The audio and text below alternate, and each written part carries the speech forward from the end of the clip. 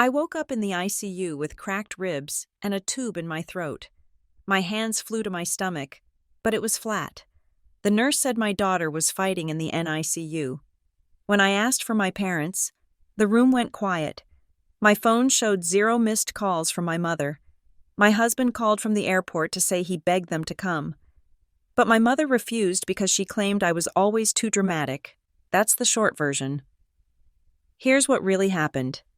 My name is Laurel Reed, and the first thing I knew about my new life was that my body felt like it had been dismantled and put back together by someone who had lost the instructions. I woke up in a white room that smelled of antiseptic and ozone. The pain was not a singular sensation. It was a landscape. It was a sharp, grinding agony in my chest every time the machine beside me forced air into my lungs. It was a dull, throbbing ache in my legs. But the most terrifying sensation was the one that was missing. My hand moved. It felt heavy, like it was made of lead, but I forced it to drift downward. I needed to feel the curve. I needed to feel the solid, reassuring bump that had been my entire world for 36 weeks. My fingers brushed against the rough hospital gown, and then they pressed down. Flat. The scream caught in my throat, blocked by the dry plastic of a tube, but the panic must have triggered every alarm in the room because the air was suddenly filled with shrill, electronic shrieking. "Easy, Laurel. Easy, you are okay." A face appeared above me. A doctor. He looked exhausted. His eyes rimmed with red, but his voice was practiced and calm. He held my shoulders down, not with force, but with a firm, grounding pressure. "The tube is coming out," he said. "Breathe with me." The next few seconds were a blur of gagging and coughing, a raw burn in my trachea that made my eyes water. When the tube was finally gone, I sucked in a breath of room air that tasted like rubbing alcohol and fear. "My baby," I rasped. My voice sounded like grinding stones. "Where is my baby?" The doctor pulled a stool over and sat down. He did not look away, which terrified me more than if he had. "You were in a severe collision. Laurel, a pickup truck ran the red light. You took a direct hit to the driver's side. We had to perform an emergency cesarean section." I tried to sit up, but the agony in my ribs slammed me back down. "Is she—" I could not finish the sentence. The world tilted on its axis. "She is alive," the doctor said, and the air rushed back into the room. "She is in the NICU. She is small. Laurel, she was born at 36 weeks, but the trauma of the crash caused some distress. She is on a ventilator, but she is fighting. She is a fighter." Alive. I closed my eyes, tears leaking out and sliding into my hair. Alive. I pictured her, tiny and translucent under the harsh lights of an incubator, fighting a battle she should not have had to fight yet. "My husband," I whispered. "Mason." "He has been contacted," a nurse said from the corner of the room. She was checking a monitor, her back to me. "He is flying in from Chicago. He said the storm has delayed flights, but he is driving the last leg if he has to. He is about 5 hours away." 5 hours. I was alone. I looked around the room properly for the first time.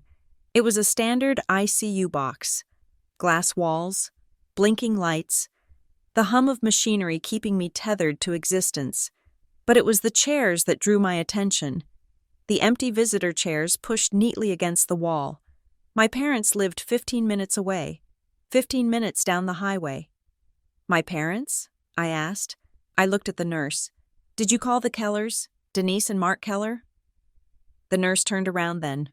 She was older, with kind eyes that tightened slightly at the corners. She hesitated. That hesitation lasted a second too long. It was a pause that carried more weight than any diagnosis.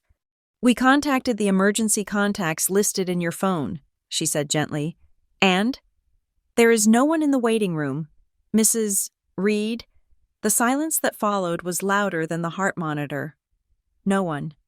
"Can I have my phone?" I asked. The nurse retrieved it from a plastic bag of personal effects on the counter. The screen was cracked, a spiderweb fracture running from the top corner down to the home button. but it lit up when she handed it to me. I unlocked it with trembling fingers. My vision was blurry from the medication, but I could see well enough. 0 missed calls, 0 text messages. I opened my Messages app. The last text I had sent to my mother was from yesterday afternoon. Running late with the presentation, but I will swing by this weekend to drop off the check. There was no reply to that text, and there was nothing after it. No, are you okay? No, we heard about the accident. No, we are at the hospital. My thumb hovered over her name, Mom, but a sick feeling in my stomach stopped me. Instead, I opened Instagram. It was a reflex, a stupid, modern reflex to seek connection when the real world felt empty. The first bubble at the top of the feed was my sister, Camille. It had been posted 40 minutes ago. I tapped it. The screen filled with a video. It was Camille, holding a mimosa. Her face perfectly made up, her hair blown out in soft waves. She was at a brunch spot I recognized, a place downtown where the eggs cost $20. The caption was overlaid in neon pink text. Weekend glow up. Self-care isn't selfish, it's survival. I watched it loop. I watched my sister smile at the camera, a little shimmy of her shoulders, totally oblivious to the fact that her sister was lying in a hospital bed with cracked ribs and a premature infant downstairs. She knew. There was no way they did not know. The hospital always called the next of kin if the husband was unreachable. And Mason would have called them immediately. My phone buzzed in my hand, startling me so badly I almost dropped it. Mason. I swiped the green button and put it to my ear. Mason? Laurel. His voice was ragged, broken. Oh, thank God. I am in a rental car. I am driving as fast as I can. The flight got diverted to Indianapolis and I am coming. Laurel, I promise. I know, I said, tears starting again. I know you are. The baby. I know. I spoke to the NICU doctor. She is stable. She is going to be okay. Laurel, we are going to be okay. He took a breath, a shuddering sound over the connection.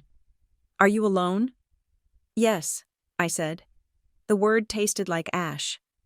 Mason, where are my parents? The nurse said no one is here. There was a silence on the other end of the line. It was different from the nurse's silence. This was a silence born of fury. Mason? I called them, Mason said. His voice dropped an octave, tight with suppressed rage. I called them the second I got off the plane. I told them you were in surgery. I told them the baby was being born emergency. I begged them to go to the hospital so you wouldn't wake up alone. And? Your mother. Mason stopped. I could hear the blinker of the car clicking in the background. Laurel, I recorded the call. I didn't mean to. It's just that app I use for work calls was still on. Do you want to hear it? Or should I just tell you? Play it, I said. I needed to hear it. I needed to know why 15 minutes was too far to travel for a daughter who had almost died. There was a fumbling sound, and then the audio quality changed. It was tinny, coming through Mason's speaker and back into his phone. Mason, calm down, my mother's voice said. She sounded annoyed, not worried, annoyed. You know how Laurel is. She probably just got a bumper tap and is panicking. Laurel is always dramatic. She gets that from her father's side. Denise, listen to me. Mason's voice on the recording was screaming. This isn't drama. She is in the ICU. The car is totaled. They are cutting the baby out right now. Well, I can't just drop everything, my mother said. Camille is having a crisis with her boyfriend and she needs me. Camille never causes trouble. Mason, she is sensitive. If I leave now, she will spiral. Her sister is in critical condition. Call me tomorrow when she wakes up, my mother said. And tell Laurel to stop stressing. It's bad for the milk. The recording clicked off. I lowered the phone from my ear. I stared at the white ceiling tiles.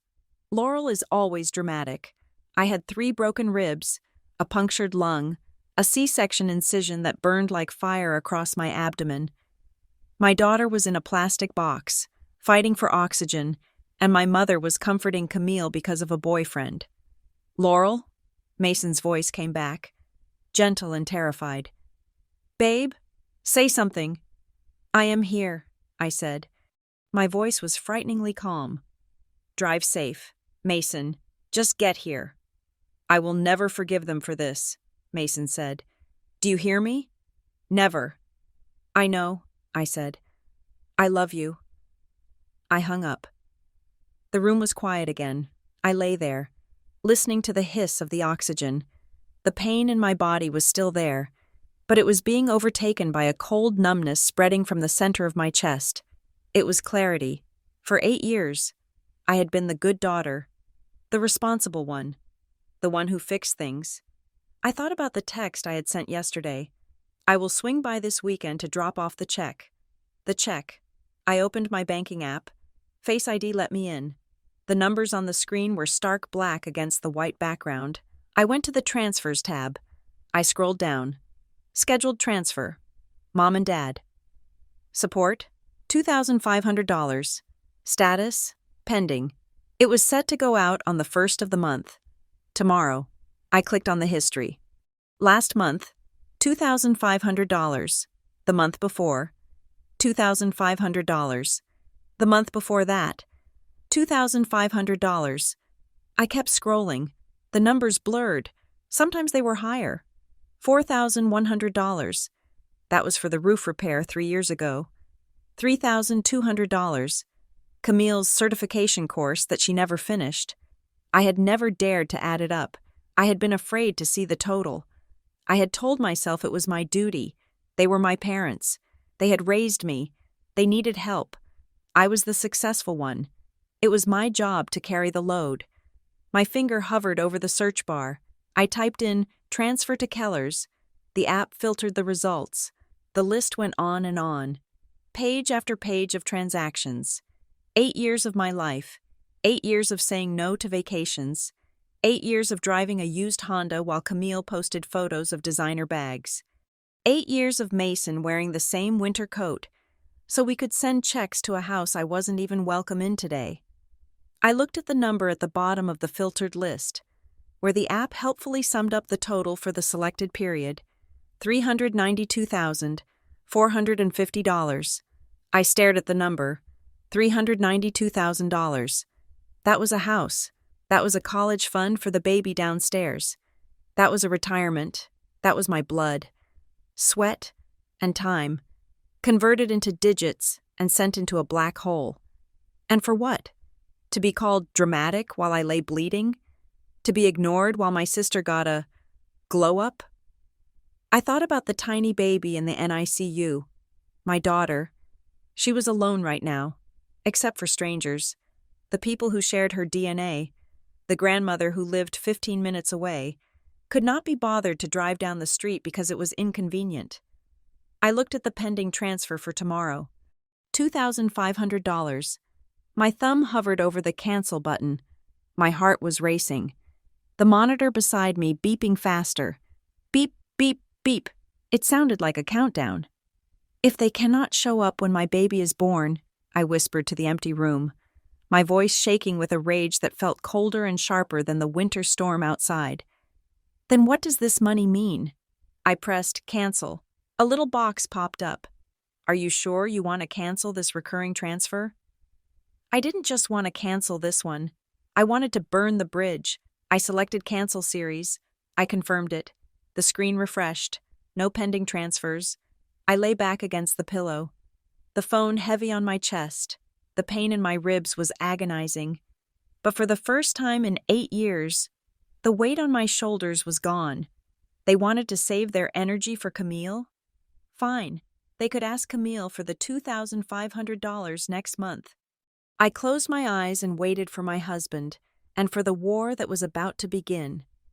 8 years ago. The trap did not look like a cage. It looked like a corner office with a view of the city skyline, smelling faintly of lemon polish and ambition.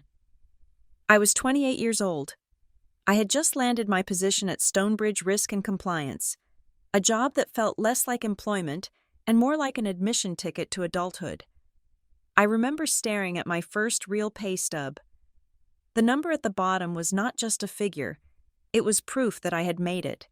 It was the answer to every late night studying, every skipped party, every moment of anxiety that I was not smart enough or sharp enough to survive in the corporate world. I sat there in my ergonomic chair, tracing the comma in the net pay amount, calculating how fast I could pay off my student loans. I was going to buy a car that did not rattle when it hit 60 miles per hour. I was going to start a 401k. I was going to be secure. Then my phone rang. The screen flashed Mom. I remember smiling as I picked up. I wanted to tell her about the bonus structure. I wanted to hear her say she was proud. Laurel? Her voice was not happy. It was wet, thick, and trembling. It was the sound of a woman standing on the edge of a cliff. Mom? My smile died instantly. I stood up, turning my back to the glass wall of my office, instinctively hunching over to protect the conversation. What is wrong? Is it Dad? It is your father, she sobbed. The sound was ragged. Oh, Laurel, it is bad. My blood ran cold. What happened? Is he in the hospital? He had an episode, she said. The doctor called it a TIA, a transient ischemic attack. It is like a mini-stroke. Laurel. He collapsed in the kitchen. I was so scared. I thought he was gone. I am coming home, I said, already reaching for my purse. I am leaving right now. No! Her command was sharp, slicing through her tears like a whip. No, you cannot come home. You just started this job. You cannot leave. If you leave, you might lose it, and we cannot afford that. We literally cannot afford that. I paused, my hand hovering over my laptop bag. Mom, my job is fine. I need to see him. He is resting, she said, her voice dropping to a frantic whisper. He is sedated, but Laurel, the medical bills, the ambulance, the testing, we have that high deductible plan because your father insisted on saving money on premiums, and now they are saying the insurance might not cover the MRI because it was out of network. She took a breath, a shuddering gasp that rattled through the phone line. And the mortgage is due in 3 days, she added. If we miss this one, the bank sends a notice, your father. If he wakes up and finds out we are behind, the stress will kill him. The doctor said he needs 0 stress. 0, Laurel. If he knows we are drowning, he will have a massive stroke. It will finish him. I gripped the phone so hard, my knuckles turned white. I felt the walls of my new office closing in. The sunlight outside suddenly felt glaring and accusing. Here I was, looking at a surplus of money, while my parents were drowning 15 minutes away. How much? I asked. My voice was steady, but my stomach was churning. The mortgage and the minimum payment for the medical deductible. She trailed off, doing mental math that she had clearly already done a dozen times. We need $2,300, just to stop the bleeding, just to keep the house safe for your father to recover in. $2,300. It was a significant portion of my new paycheck. It was my car payment. It was my student loan overpayment. It was my savings plan. But it was also my father's life. I can do it, I said. I can transfer it today. Oh, thank God, she wept. Thank God for you, Laurel. You are the only one. You are the only one who can save this family. Camille, you know your sister. She is still finding herself. She has nothing. It is all you. That phrase hooked itself into my chest. You are the only one who can save this family. It was a heavy mantle, but in that moment, my ego wore it like a crown. I was the savior. I was the capable one.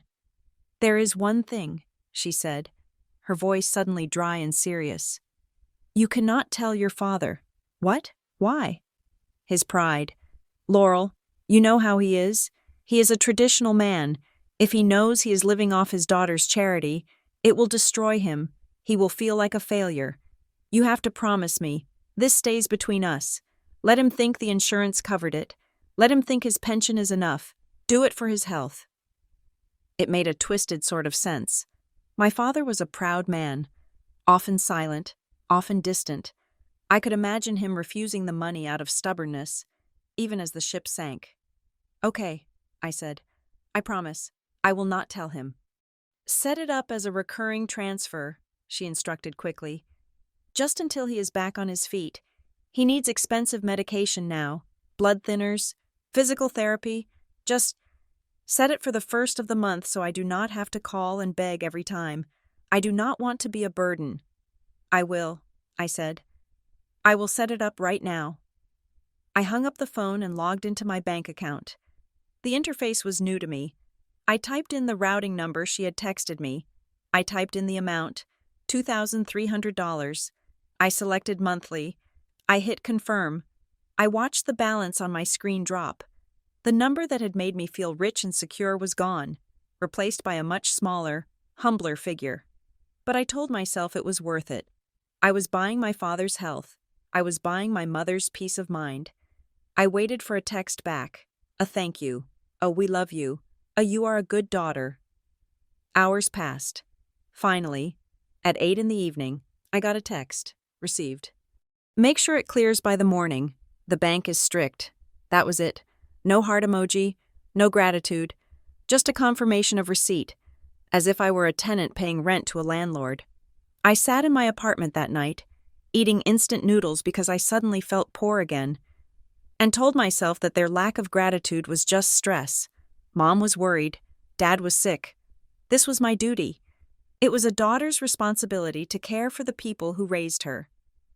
3 days later, I was scrolling through social media during my lunch break. I was eating a sandwich I had brought from home to save money, trying to adjust my budget to my new reality. A photo popped up on my feed. It was my sister, Camille. She was 22 at the time, living at home to save money, though she had no job and contributed nothing to the household expenses. In the photo, she was posing in the front seat of my parents' car. The sunlight was hitting her face perfectly. But the focus of the picture was not her face. It was the bag on her lap. It was a designer tote. I knew the brand. I knew the model. I had looked at it in a magazine weeks ago and sighed. Knowing it cost nearly $2,000, the caption read, "Mom spoils me. Retail therapy is the best therapy. Mom spoils me. Retail therapy. Love you. Mommy. Hashtag blessed. Hashtag new bag. Hashtag Gucci." I stared at the screen. The sandwich turned to dust in my mouth. $2,000. I had just sent $2,300 to keep the roof over their heads, to pay for life-saving medication. And here was a bag that cost almost exactly that amount, sitting on my sister's lap. My heart hammered against my ribs. I felt a flush of heat rise up my neck. I grabbed my phone to call my mother. I was going to scream.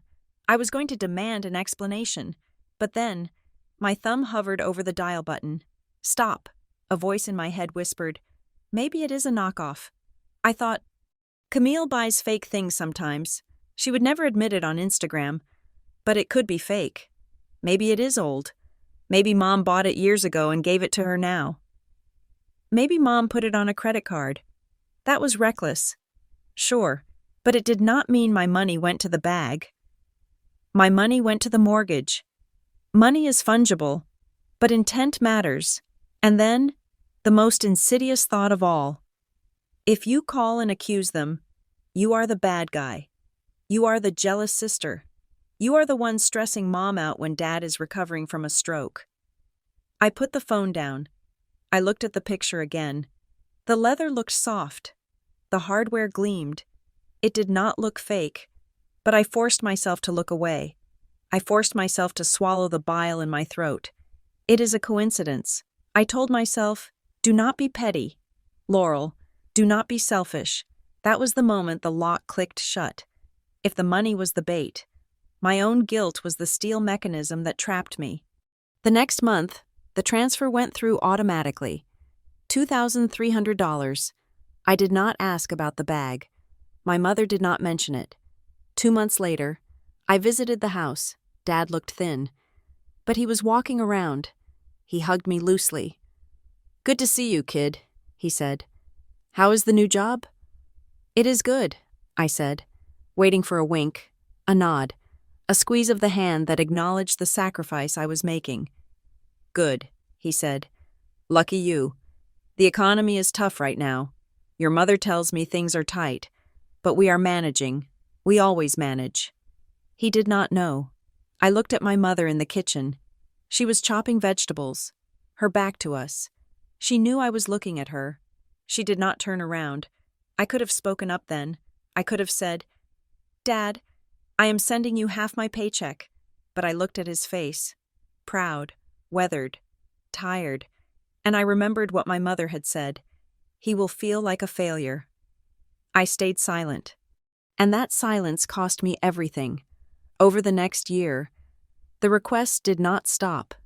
They evolved. The property tax went up, Mom told me 6 months later. We are short $800. I adjusted the transfer. Camille needs to take a certification course to get a real job. Mom said 3 months after that. It is $3,000. But once she has it, she will be off our payroll. It is an investment. Laurel. I sent the money manually that time. A one-time payment. Camille never finished the course. She dropped out because the instructor had bad vibes. She did not return the money. And every time I felt that surge of anger, every time I looked at my bank account and saw how little I was keeping for myself, I heard my mother's voice. You are the only one. It became a drug. I was the responsible one. I was the rock. If I stopped paying, the house of cards would fall, and it would be my fault. They had trained me to believe that their survival was my sole purpose. I stopped buying new clothes. I stopped going out for drinks with my colleagues. I started picking up freelance consulting work on the weekends, analyzing risk for other companies while ignoring the massive, catastrophic risk I was running in my own life. I told myself I was a good daughter. I did not realize I was actually a hostage. The pattern was set in stone, durable and heavy. Every time I saw a sign that things were not right, a new television in their living room, a weekend trip to a casino that they claimed was comped, I engaged in mental gymnastics to justify it. I became their public defender in the court of my own mind. They deserve a break. I would think. They are old, they are stressed, but deep down, in a place I refused to look at, I knew that the mini-stroke had resolved very quickly. I knew that the expensive medication had generic versions. I knew that the mortgage should have been paid down by now. I knew, but I could not stop, because if I stopped, I would have to admit that I had been used. I would have to admit that my mother's love was conditional on the wire transfer clearing by the 1st of the month. So I kept paying. I paid for the right to believe I was loved. And now, lying in a hospital bed 8 years later, with my empty hands resting on my empty stomach, I finally did the math. I had paid $2,300 a month to be the hero, but in their story, I was never the hero. I was just the bank. And banks do not get visitors in the ICU, they just get robbed. The second year was when the emergency morphed into a lifestyle. I was sitting in my car during a lunch break, eating a cold turkey sandwich because I had convinced myself that buying lunch was a luxury I could not afford. My phone buzzed. It was my mother. By this point, seeing her name on the screen did not bring a wave of warmth. It brought a spike of cortisol that made my hands shake. Laurel, she said, skipping the greeting, we have a situation with Camille. I closed my eyes, leaning my head back against the headrest. What happened? Is she okay? She is depressed, my mother said, her voice dropping to that hushed, conspiratorial tone she used when discussing my sister's fragility. She has been trying so hard, but without a qualification. Nobody will hire her. It is destroying her confidence. She stays in bed until noon. I am worried she might do something stupid. The threat was vague, but the hook was sharp. What does she need? I asked. I was already doing the mental math of my bank account. There is a certification course, my mother said quickly. Medical coding and billing. It is a solid field. She could work from home. It would give her purpose. Laurel. But the tuition is due up front, And she needs a new laptop because hers is too old to run the software. How much? The tuition is expensive, my mother sighed. And the equipment. We need to increase the monthly transfer to $3,200, just for a year, until she gets her certificate and starts working. Then she can pay you back. $3,200. That was a $1,000 increase. That was my entire bonus from the previous quarter. Mom, I started. That is a lot of money. I have my own rent. I have student loans. I know, she cut in, her voice hardening. I know it is a sacrifice, but imagine how you would feel if Camille gave up on herself because we did not support her. Imagine if she spiraled because we were too cheap to help her find a future. Do you want that on your conscience? Because I cannot carry that alone. Laurel, I am already caring for your father. The guilt was a physical weight, pressing down on my chest. I thought of Camille, crying in her room, feeling worthless. I thought of myself, the successful sister, the one who had made it. Okay, I whispered. I will change the transfer. Thank you, she breathed. You are saving her life. Laurel, I changed the transfer. The automated withdrawal jumped to $3,200. Camille posted a photo 3 weeks later. She was on a weekend trip to Napa Valley with friends. The caption read, "Sometimes you just need to whine about it. Self-care weekend vibes." There was no mention of a coding class. When I asked my mother about it, she told me Camille was taking a break before the intense studying begins. The studying never began, but the transfers never stopped. By the 4th year, the water in the pot was boiling, and I had forgotten how to jump out.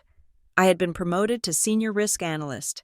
My salary had increased significantly. I should have been saving for a condo. I should have been driving a car that did not smell like old coffee and damp upholstery. Instead, I was living like a college student. I canceled my gym membership and started running in the park. Even in winter, I stopped looking at travel websites. When my friends planned a group trip to Cabo, I told them I was too busy with work. I was not too busy. I was broke. I took on freelance consulting gigs on the weekends, while my peers were at brunch or hiking. I was sitting at my kitchen table, reviewing compliance documents for extra cash, my eyes burning from the screen glare. Then came the call about the roof. "It is leaking right over your father's recliner," my mother said. "We have buckets everywhere. The mold is going to get into his lungs." Laurel, with his history, it could kill him. "Insurance?" I asked weakly. "They denied the claim," she said. "Wear and tear. It is not covered, and your father's medication changed last month. The new blood thinner is not generic yet. It is $600 a copay." I looked at my spreadsheet. I looked at the red numbers. "How much do you need now?" $4,100 a month, she said. "To cover the loan for the roof and the pharmacy bills. It is temporary. Laurel, just until the roof is paid off. $4,100. It was an insane amount of money. It was a second salary. "Mom, I can't," I said. "I literally can't." "Do you want me to tell your father to stop taking his pills?" she snapped. "Shall I tell him his daughter values her Starbucks money more than his heart?" I flinched. I did not even drink Starbucks anymore. I made coffee at home. "Fine," I said. "Fine." That was the year I met Mason. He was an architect, steady and pragmatic, with hands that were rough from site visits and eyes that saw details everyone else missed. He noticed things about me that I tried to hide. He noticed that I wore the same 3 blazers to work. He noticed that I never ordered an appetizer. He noticed that I drove a 12-year-old Civic despite being a senior analyst at a top firm. At first, he respected my privacy. He assumed I was aggressively paying down debt or saving for something big. He did not push, but Mason was a builder. He understood structural integrity, and he could see that my foundation was cracking. The breaking point, or at least, the first hairline fracture, happened at Thanksgiving. We had been dating for 8 months. It was the first time I brought him to meet my parents. I was nervous, terrified that he would see the dynamic, terrified that my mother would ask for money in front of him. The house looked beautiful. The roof, I noted, looked exactly the same as it always had. There were no water stains on the ceiling above Dad's recliner. We sat down to dinner. My mother had roasted a turkey that was dry as sawdust, but the table was set with fine china. Camille arrived 20 minutes late, wearing a dress that I knew cost more than my monthly grocery budget. "Sorry I'm late," she breezed in, kissing Mom on the cheek. "Traffic was a nightmare." "It is okay, sweetie," Mom cooed. "Sit down. We saved the best drumstick for you." For the next hour, Mason and I barely existed. "Tell us about your blog." "Camille," Mom said, leaning forward, her eyes shining. "Camille is starting a lifestyle brand. It is going to be huge." "I am up to 5,000 followers," Camille said, picking at her food. "I need to do a collab with some influencers in LA next month. It is going to be an investment, but the returns will be massive." "That is wonderful," Dad said, nodding. "You have such a creative mind, honey. And did you see the shoes she bought for the shoot?" Mom asked, turning to Mason. "Camille has such an eye for fashion. She should be a stylist." Mason nodded politely. "That is nice." "Laurel was just promoted to team lead at Stonebridge. She is managing a team of 12 now." The table went silent. "Oh, that is good," Mom said, waving a hand dismissively. "Laurel is always good at work. She is like a robot that way. But Camille, tell us about the LA trip." I stared at my plate. I felt Mason's leg press against mine under the table. It was a solid, warm pressure, a reminder that I was real. The drive home was quiet for the first 10 minutes. The highway was dark, the only light coming from the dashboard and the passing headlights. 40 minutes, Mason said suddenly. I looked over at him. His jaw was set tight. "What?" "Your mother talked about Camille for 40 minutes straight," Mason said. "I timed it, from the moment we sat down until the pumpkin pie came out. 40 minutes of Camille's blog, Camille's clothes, Camille's potential." "They are just proud of her," I said, the automatic defense rising up. "She needs the encouragement." "And you don't?" Mason glanced at me, his eyes angry. "Laurel, they did not ask you a single question, not one. You are the one with the successful career. You are the one who, well, I am assuming you are the one helping them, right?" I froze. "What do you mean?" "The house," Mason said. "It is in a nice neighborhood. Your dad is retired on a pension. Your mom does not work. Camille does not work. But they have new cars in the driveway. And you drive a car with a taped-up bumper." He reached over and took my hand. His palm was rough, but his touch was gentle. "You are paying for it, aren't you?" I could not look at him. I looked out the window at the blurring trees. "They need help, my dad's health." "Laurel," Mason said softly, "you are paying them to sit at a table where they don't even look at you." The words hit me like a physical blow. I am paying to be ignored. I pulled my hand away, crossing my arms over my chest. "It is complicated. Mason, you don't understand family duty. I understand being taken advantage of," he said, "and I hate seeing it happen to you." We did not speak for the rest of the ride. But the crack had formed. Mason had turned on the light in a room I had kept dark for years. 2 days later, I was at my desk when my cell phone rang. It was a number I did not recognize. "Hello? Laurel?" The voice was deep, gravelly, and commanding. It sounded like old leather books and gavel strikes. "Grandpa?" I sat up straighter. Everett Shaw, my mother's father, was a retired judge. He was a formidable man, distant and terrifyingly intelligent. We rarely spoke. "Yes," he said.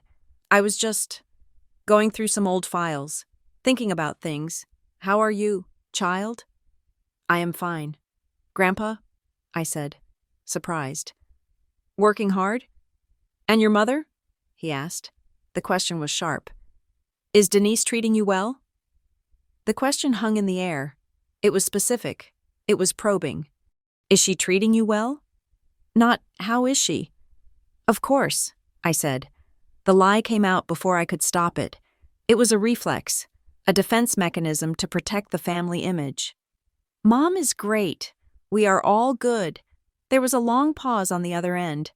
I could hear him breathing. I felt like I was on a witness stand, and I had just perjured myself. He grunted. You are a good girl, Laurel. You always were. Just be careful. Loyalty is a virtue, but blindness is a fault. What do you mean? Nothing, he said. Just an old man checking in. Take care of yourself. Laurel, not everyone else. Yourself. The line went dead. I stared at the phone. Loyalty is a virtue, but blindness is a fault. I put the phone down on my desk. I looked at the stack of compliance reports I had to finish. I looked at the sticky note on my monitor reminding me to transfer the $4,100 on the 1st. Suddenly, and without warning, I burst into tears. I sat there in my open plan office, silently weeping into my hands. I cried because my boyfriend saw me. I cried because my grandfather saw me. And I cried because the two people I was bankrupting myself for did not see me at all. That night, when I got home to Mason's apartment, he was sitting at the kitchen table. He had a notebook open. I am not telling you what to do, he said, not looking up as he wrote. But I am an architect. I look for patterns. I look for structural flaws. He pushed the notebook toward me. It was a list. Dates, events, October. Camille's car repair. Mom said $800. Average cost for that repair, $300. November. Dad's medication switch. Mom said insurance won't cover. Checked provider policy online. Generic is mandatory first step. December. Roof repair. No permit filed with the city for address. Mason looked at me, his eyes pleading. The math does not work, Laurel, he said. The stories change. The numbers don't add up. They are building a life on your back, and they are lying to you about the cost of the bricks. I looked at the notebook. I wanted to close it. I wanted to throw it away. But the crack in the dam was too wide now. The water was rushing in. I sat down. I picked up the pen. Show me, I said. The positive pregnancy test was not just a medical result. It was a tectonic shift in my universe. For 8 years. I had treated my life like a renewable resource that I could burn to keep my parents warm. I worked extra hours. I skipped vacations. I absorbed stress like a sponge. I told myself I could handle it because it was only me. If I was tired, it was my fatigue. If I was broke, it was my austerity. I was the only casualty of my own choices. But then I heard the second heartbeat. It was a rapid, fluttering rhythm on the ultrasound monitor, sounding like a galloping horse. I lay there with the cold gel on my stomach, watching the grainy black and white image, and a terrifying realization washed over me. I was no longer a singular entity. Every dollar I sent to my parents was a dollar I was taking away from this tiny galloping heart.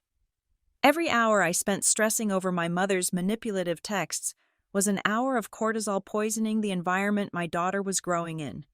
I went home that day and found Mason in what we called the guest room, though it was currently just a dumping ground for boxes and my old desk. He was clearing space. He had a tape measure in his hand, checking the dimensions for a crib. When he saw me, he put the tape measure down. He didn't ask about the doctor. He walked over to his laptop, which was open on the desk, and turned the screen toward me. I finished the audit, he said. His voice was flat, devoid of emotion, which scared me more than if he had been yelling. I went back through every statement you gave me access to. 8 years, Laurel, every transfer, every emergency loan, every bill you paid directly. I walked over to the screen. It was a spreadsheet, color-coded and terrifyingly detailed. What is the total? I asked. My hand instinctively went to my stomach. Look at the bottom right cell, Mason said. I looked. The number was bolded. $392,450.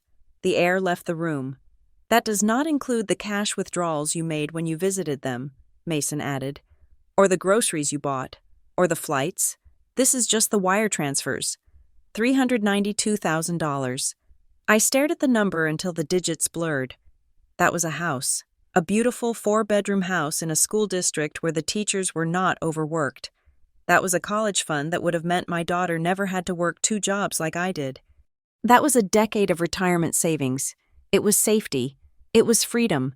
And I had handed it over, month by month, to a woman who used it to buy silence and a sister who used it to buy relevance. "We are renting a 2-bedroom apartment," I whispered, the shame burning my face. "We are driving a car with a check engine light that we keep ignoring, and they have consumed nearly $400,000 of my labor." Mason turned to me. "The baby is coming in 6 months. Laurel, we need that money. Not for us, for her." He was right. The abstract guilt I felt about abandoning my parents was suddenly outweighed by the ferocious, primal instinct to protect the life inside me. I was not just a daughter anymore. I was a mother, and a mother does not feed her child to the wolves, even if the wolves are her own parents. "I will call her," I said. "I will tell her we have to cut back." "Cut back?" Mason raised an eyebrow. "Laurel, we should cut them off." "I can't just stop," I said, panic flaring in my chest.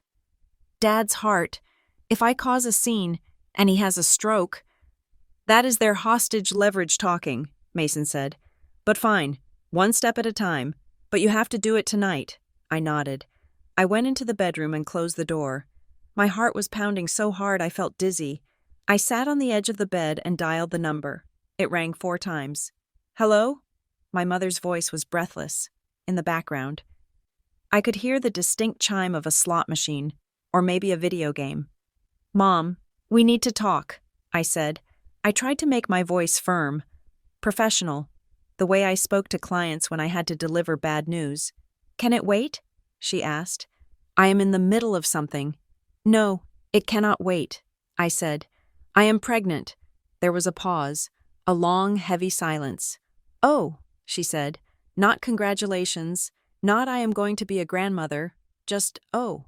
Well, that is big news, Laurel. I suppose you are happy?" "We are very happy," I said, the hurt stinging my eyes. "But that is not the only reason I'm calling, because of the baby. Our expenses are changing. I need to adjust the support I send you." The background noise seemed to stop, or maybe she had stepped into a quieter room. "Adjust?" Her voice was low, dangerous. "Adjust how?" "I cannot send $4,000 anymore," I said. "I have to drop it down. I can do $2,500. That is still a lot of money. Mom, that covers the mortgage and the basics. But I need to save for the baby. $2,500. I was offering her a lifeline that most people would kill for, a free salary for doing nothing. I expected her to be disappointed. I expected her to negotiate. I did not expect the explosion. "After everything we did for you?" she screamed. The volume made me pull the phone away from my ear. "We sacrificed our lives for you. We put you through school. We gave you everything. And now, the moment you get a little success, you want to leave us in the gutter?" "I am not leaving you in the gutter," I said, my voice shaking. "I am offering you $2,500 a month. That is $30,000 a year." "It is an insult," she yelled. "Your father is sick. Laurel, do you want him to die? Is that it? You want to kill your father to save a few pennies for a baby that isn't even here yet?" "The baby is coming," I shouted back, something inside me finally snapping. "And she needs things. Mom, she needs a nursery. She needs diapers. She needs a mother who isn't working 60 hours a week to pay for Camille's hobbies." "Camille is sensitive," she shrieked. "Do not bring your sister into this. She is trying to find her path." Then, I heard a voice in the background. It was faint, muffled, but I recognized it instantly. "Denise?" It was my father. "Who is that? Is that Laurel? What is going on?" "Nothing," my mother snapped, her voice turning away from the phone. "Go back to your chair. Mark?" "She sounds upset," my father said. His voice was closer now. "Is she Did she say something about a baby? Denise, let me talk to her. If she needs to cut back, maybe we can— Shut up. The command was visceral. It wasn't the affectionate bickering of an old married couple. It was sharp and final, like a door slammed in your face. You do not know what you are talking about. Mark, my mother hissed, her voice dripping with venom. You do not understand the finances. I handle the money. You just worry about your heart. Go sit down before you push yourself too far. There was a silence on the line. I held my breath. Dad? I called out. Dad? Are you there? He is gone, my mother said, her voice back on the phone, cold and hard as steel. He is upset now. Thanks to you. If his blood pressure shoots up tonight, that is on your head. Laurel. Mom, please. $2,500 is not enough, she said. We have the loan for the roof. We have the car payments. If you cut us off, we lose the house. And if we lose the house, the stress will break your father. You decide. Laurel, you decide if you want to be the daughter who ruined her parents. The line went dead. I sat there, the silence of the room ringing in my ears. I felt sick, physically, horribly sick. The manipulation was so naked, so brutal, yet it still worked. The image of my father shutting down under the weight of it all, because I wanted to buy a crib, flashed through my mind. I walked out to the living room. Mason was waiting. Well? He asked. She hung up, I said. I did not tell him about the threat. I was too ashamed. I need to think about how to handle this. Later that night, unable to sleep, I lay in bed with the blue light of my phone illuminating the sheets.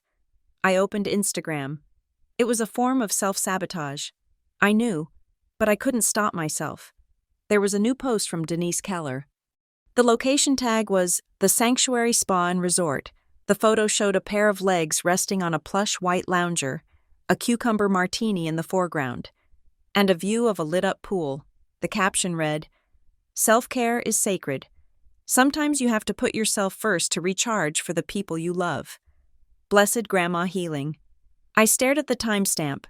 2 hours ago. She had posted this 2 hours after screaming at me that they were on the brink of destitution. She had posted this 2 hours after telling me that my father's medicine was too expensive. I did a quick search for the Sanctuary Spa.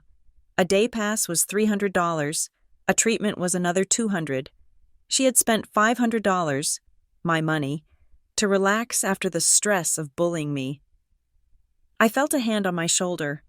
Mason was awake. He was looking at my screen. He didn't say anything at first. He just looked at the photo, then at my face. She told you Dad's meds were too expensive, Mason said quietly.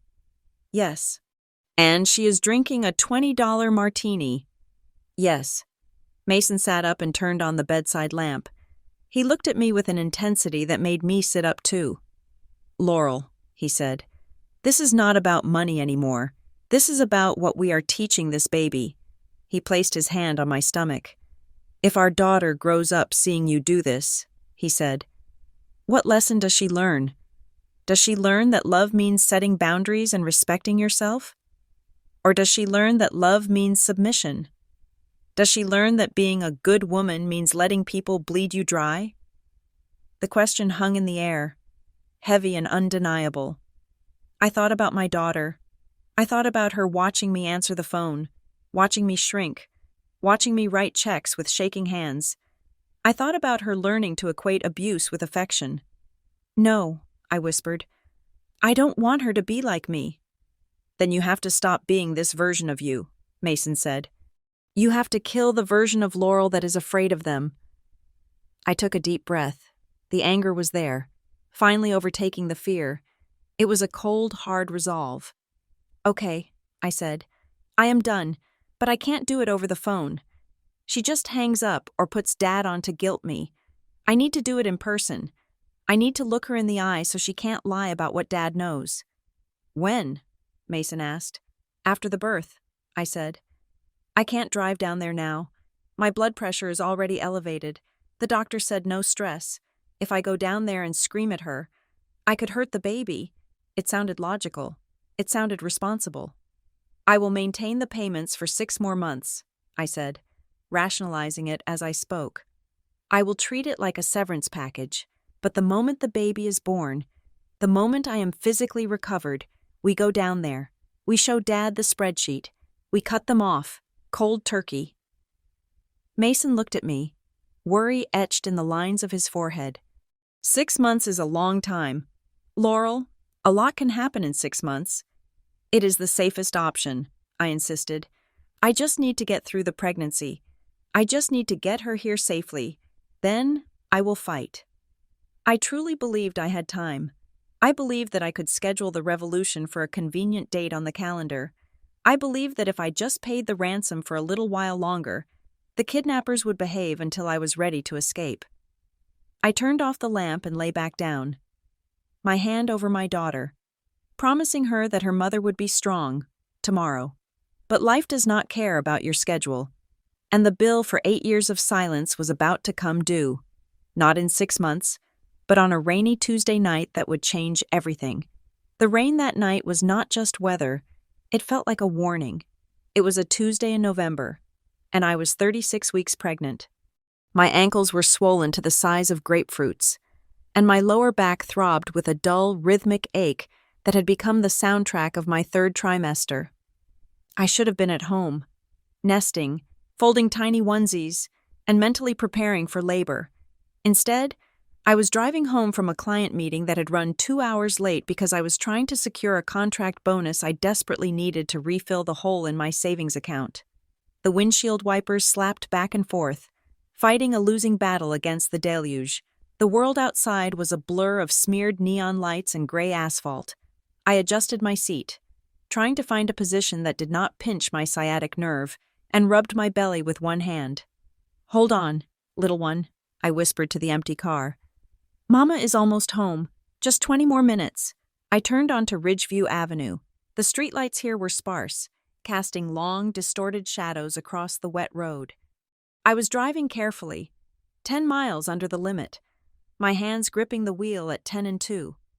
I was hyper-aware of everything: the spray from the cars ahead, the slick sheen of the tarmac, the precious cargo pressing against my seatbelt. I approached the intersection at 9th Street. The light was green, a solid, reassuring green orb glowing in the dark. I checked left. I checked right. Clear. I eased my foot onto the gas to cross the intersection. I was halfway through when the world exploded. There was no screech of brakes, no horn, just a sudden, blinding wash of white light flooding my peripheral vision, followed instantly by a sound that I will never forget, the sound of metal screaming as it was torn apart. A massive pickup truck had blown the red light at 40 miles per hour. It hit the driver's side door. The impact was not a push. It was a detonation. The side of my sedan crumpled like aluminum foil. The glass shattered into a million diamonds that rained down on me in slow motion. The airbag deployed with the force of a prizefighter's punch, snapping my head back and filling the cabin with the acrid smell of chemical dust. My world spun violently. Sky became pavement. Pavement became sky. In that millisecond of chaos, amidst the noise and the violence, my brain shut down every function except one. I did not think about my legs, which were being crushed under the dashboard. I did not think about the ribs snapping in my chest. I threw both my arms over my stomach. I curled around the bump, making myself a human shield, a cage of bone and flesh to take the blow. Please not her. I screamed in my head. Take me. Take my legs. Take my life. But do not touch her. The car slammed into a utility pole and stopped. The silence that followed was heavy and terrifying, broken only by the hiss of steam and the rhythmic thump-thump of the windshield wipers, which were still moving, oblivious to the destruction. I tried to breathe, but my chest felt like it was filled with broken glass. I looked down. My hands were still clutching my stomach. There was blood on my sleeves, bright, arterial red, but I could not tell where it was coming from. "Baby?" I gasped. The word was a bubble of blood. There was no movement inside me, no kick, no flutter. Sirens wailed in the distance, getting louder, But my vision was tunneling. The edges of the world were turning black. I am sorry. I thought, the darkness rushing in like a tide. I worked too hard. I waited too long. I am sorry. I did not know what happened next until much later. I did not see the jaws of life prying the door off. I did not feel the paramedics loading me onto the stretcher, shouting codes that meant critical and fetal distress. I was whisked into the trauma bay of Lake Haven Medical Center, a place of bright lights and controlled chaos. They cut my clothes off, they intubated me, and then they ran with my gurney toward the operating room. "Heart tones are dropping," someone yelled. "We have to get the baby out now. Go, go, go."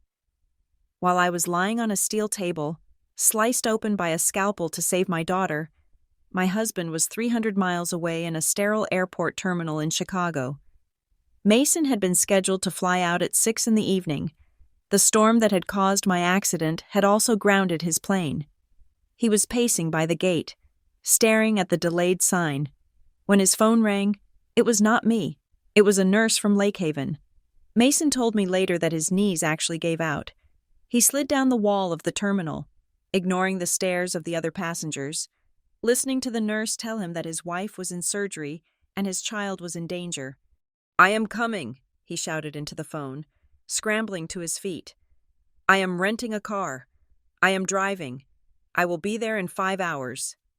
"Mr. Reed," the nurse said, her voice grave. 5 hours is a long time. Is there anyone local? Anyone who can be here when she wakes up? Anyone who can make decisions if things get complicated?" "Her parents," Mason said, the realization hitting him like a lifeline. "Her parents live in town. They are 15 minutes away. Call them," the nurse said. "Get them here." Mason hung up and immediately dialed Denise Keller. He told me he prayed while the phone rang. He prayed that for once. Just this once, the drama would vanish. He prayed that the mother who demanded monthly tribute would finally act like a mother. "Hello?" Denise answered on the 4th ring. Her voice was loud, competing with a cacophony of background noise. Electronic bells, cheerful chimes, the low hum of a crowd. "Denise!" Mason yelled, covering his other ear to block out the airport announcements. "It is Laurel. There has been an accident." "What?" Denise shouted back. "I can't hear you. Mason, it is loud in here." "Laurel was in a car crash," Mason screamed. "She is at Lake Haven Medical Center. She is in surgery right now. They are taking the baby out. It is bad. Denise, it is really bad." There was a pause on the line. For a second, the background noise seemed to recede, as if Denise had pressed the phone tighter to her ear. "An accident?" she asked. Her voice was sharp, shocked. "Is the car totaled?" "Forget the car," Mason roared. "Laurel is in the ICU. The baby is in distress. I am stuck in Chicago. You need to go to the hospital. Now, please. Denise, she cannot wake up alone." Mason waited for the, "Oh my God," or the, "I am on my way." Instead, he heard a distinct sound in the background. It was the synthesized melody of a Wheel of Fortune slot machine hitting a bonus round. Ding, ding, ding, ding. "Tonight?" Denise asked. Her voice had shifted. The shock was gone, replaced by a cold, annoyed hesitation. "Mason, I am actually very busy right now." Mason froze. He stopped walking in the middle of the rental car lot. "What did you say?" "I am out with friends," Denise said, defensive now. "We are at the riverboat. We already paid the entry cover, and Camille is having a crisis. She called me crying earlier. She needs me to be available by phone." "Laurel might be dying," Mason said. His voice was trembling with a rage so pure it felt like poison. "Your granddaughter is being born prematurely, and you are at a casino? Do not judge me," Denise snapped. "You do not know the stress I have been under. I need this release. Besides, what can I do at the hospital? I am not a doctor. I hate hospitals. They smell like death." "She is your daughter," Mason whispered. "And she is your wife," Denise retorted. "You married her. Mason, this is your responsibility, not mine. You handle the drama. I have to go. My machine is cold, and I need to move to a new bank. Denise, if you do not go to that hospital, stop threatening me. She cut him off. Laurel is strong. She is always fine. Call me tomorrow when she is awake and less hysterical. The line went dead. Mason stood in the rain of the rental car lot, the phone slipping in his wet hand. He looked at the screen. Call ended. He listened to the silence where a grandmother's love should have been, and he heard only the echo of slot machines. He got into the rental car, slammed the door, and screamed. He screamed until his throat was raw. He punched the steering wheel until his knuckles bled. Then, he took a breath. He was 5 hours away. Laurel was alone. The baby was alone. He scrolled through his contacts. He had no one else in the city. Our friends were scattered. My parents were the designated emergency support. Then, his thumb stopped on a name I had mentioned only in passing, a name from a Thanksgiving horror story, a name attached to a man who had called me once to ask if I was being treated well. Everett Shaw. Mason did not know if the number was still valid. He did not know if the old man was even in town, but he pressed the button. The phone rang once, twice. This is Judge Shaw. The voice was granite, solid, unshakable. Judge Shaw, Mason said, his voice cracking. This is Mason Reed, Laurel's husband. We have never really spoken. I know who you are, son, the old man said. Why are you calling me at 10 o'clock on a Tuesday? It is Laurel, Mason choked out. She was in a crash. Lake Haven Hospital. I am 5 hours away. Denise refused to go. There was a silence on the other end. It was not the hesitation of indifference. It was the silence of a man gathering evidence. She refused? Shaw asked. The temperature of his voice dropped 50 degrees. She is at the casino, Mason said, not bothering to hide the truth. She said it is my responsibility. I see, Shaw said. I could almost hear the sound of a gavel being lifted, hovering in the air, ready to strike. Drive safe, son, the grandfather said. Focus on the road. I am 10 minutes from Lake Haven. I will be there before they close her up. Thank you, Mason sobbed. Thank you. Do not thank me, Everett Shaw said, and his voice was dark with 100 years of regret. Just get here. I will hold the line until you do. Mason dropped the phone into the cup holder, put the car in gear, and drove into the storm, leaving the wreckage of my family behind him, speeding toward the only two people who mattered. The second waking was different from the first. There was no tube in my throat this time, but the absence of it only made the emptiness inside me echo louder. The pain management pump was humming a low, rhythmic tune beside my head, pushing a cold numbness into my veins, but it could not touch the ache that sat squarely in the center of my chest. I was in a recovery room now, upgraded, or perhaps downgraded, from the trauma bay. The lights were dimmed to a soft, melancholy blue. Outside the window, the storm that had wrecked my car was still raging, hammering against the glass like a fist demanding entry. A doctor I had not seen before stood at the foot of my bed. She looked tired, her clipboard held against her chest like a shield. Mrs. Reed, she said softly, your daughter is holding her own. She is intubated, and her oxygen levels are fluctuating, but she is responsive to touch. She is stable, within the realm of what we expect for her gestational age and the trauma of the delivery. Can I see her? My voice was a cracked whisper. I tried to push myself up, but the incision across my abdomen screamed in protest, a line of fire that forced me back against the pillows. Not yet, the doctor said, her expression sympathetic, but firm. You have significant internal bruising and 3 fractured ribs. We need to stabilize your blood pressure before we can wheel you down to the NICU. However, she hesitated, tapping her pen against the metal clip of the board.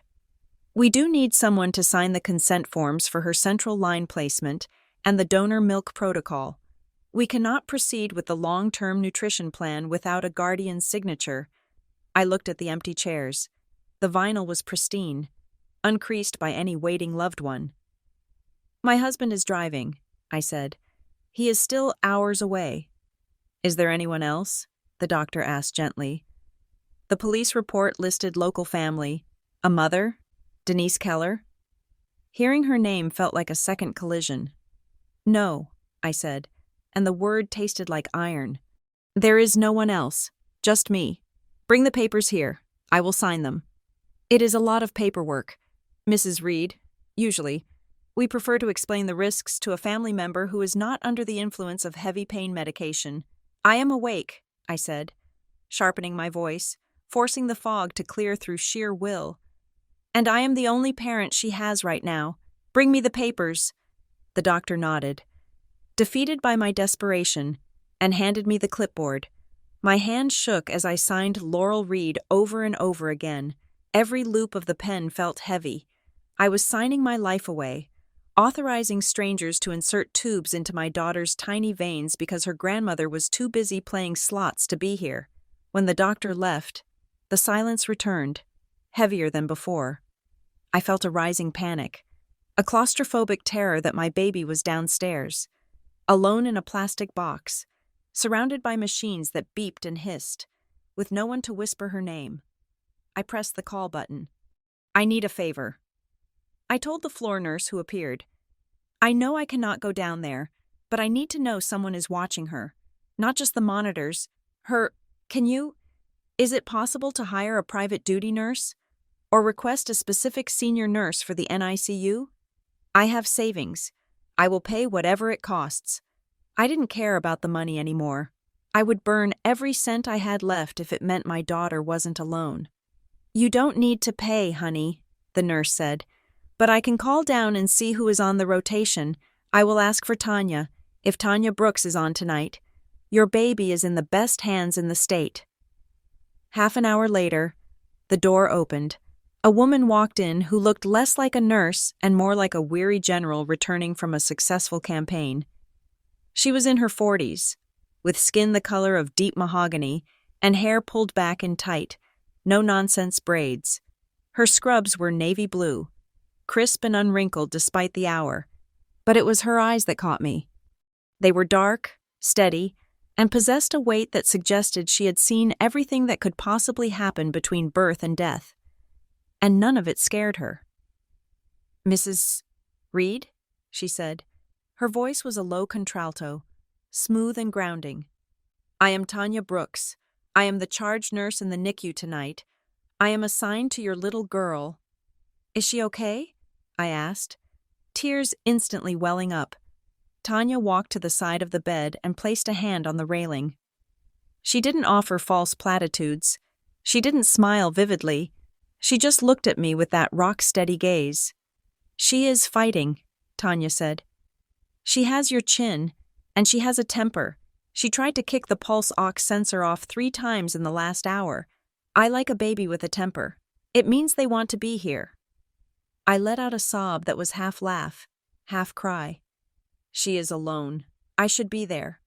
"She is not alone," Tanya corrected me. "I am there, and I don't leave my post. I talk to her. I told her mama is recovering so she can be strong for her. She knows." Tanya opened a folder she had brought with her. I needed to verify a few things on the intake form. Allergy history on the father's side? "None," I said. "And on the mother's side?"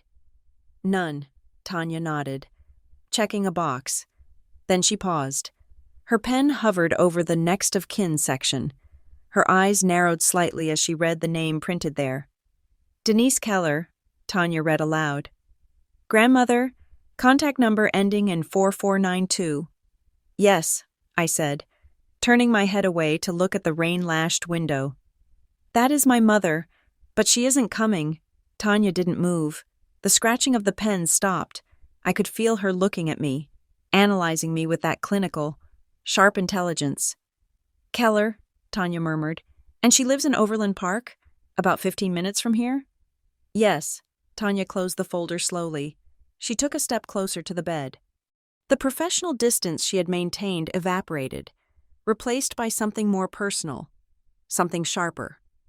I used to work the front desk in administration before I moved back to clinical, Tanya said.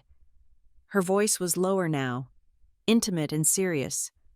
I learned to read people quickly. You see all kinds in a hospital. You see the ones who sleep in the waiting room chairs for weeks, and you see the ones who only come when they think someone is watching. My heart skipped a beat. What do you mean?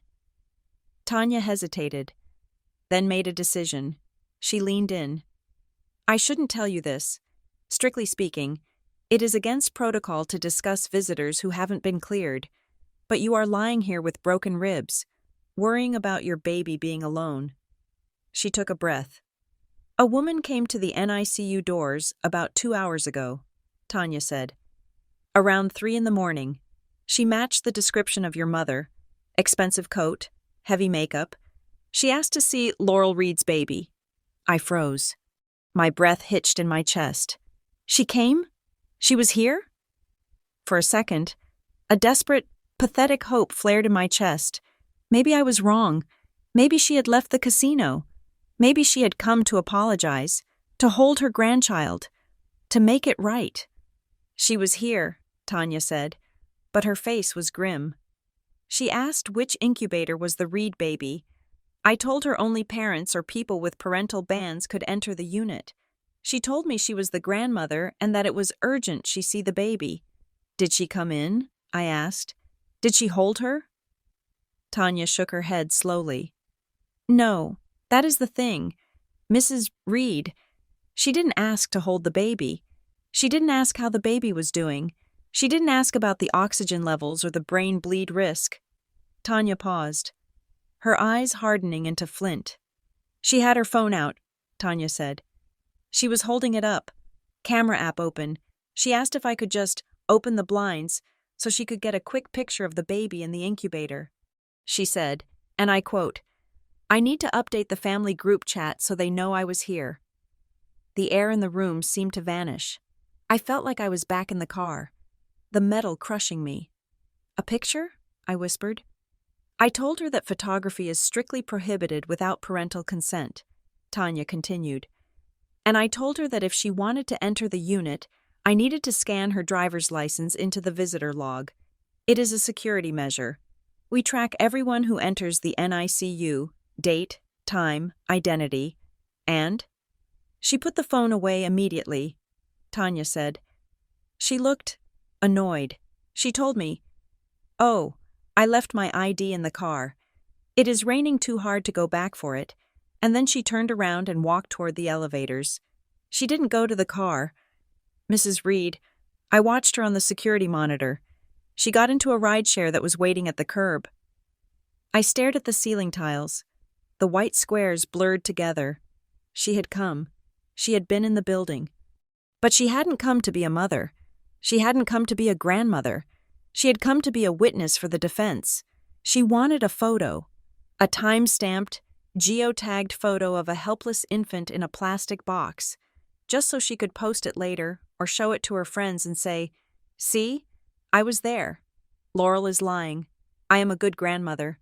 But the moment there was a threat of a paper trail, the moment Tanya asked for an ID that would prove exactly when she arrived and how long she stayed, she fled. She didn't want to be logged. She didn't want a record. She wanted the credit without the timestamp. She didn't ask about me? I asked, my voice trembling. She didn't ask if I survived surgery? No, Tanya said softly. She only asked where the baby was. I closed my eyes. Hot tears leaked out, burning my skin. It was a grief sharper than death. It was the grief of realizing that the person you had spent your life trying to please did not actually exist. The mother I had created in my mind, the one who was just stressed or overwhelmed, was a fiction.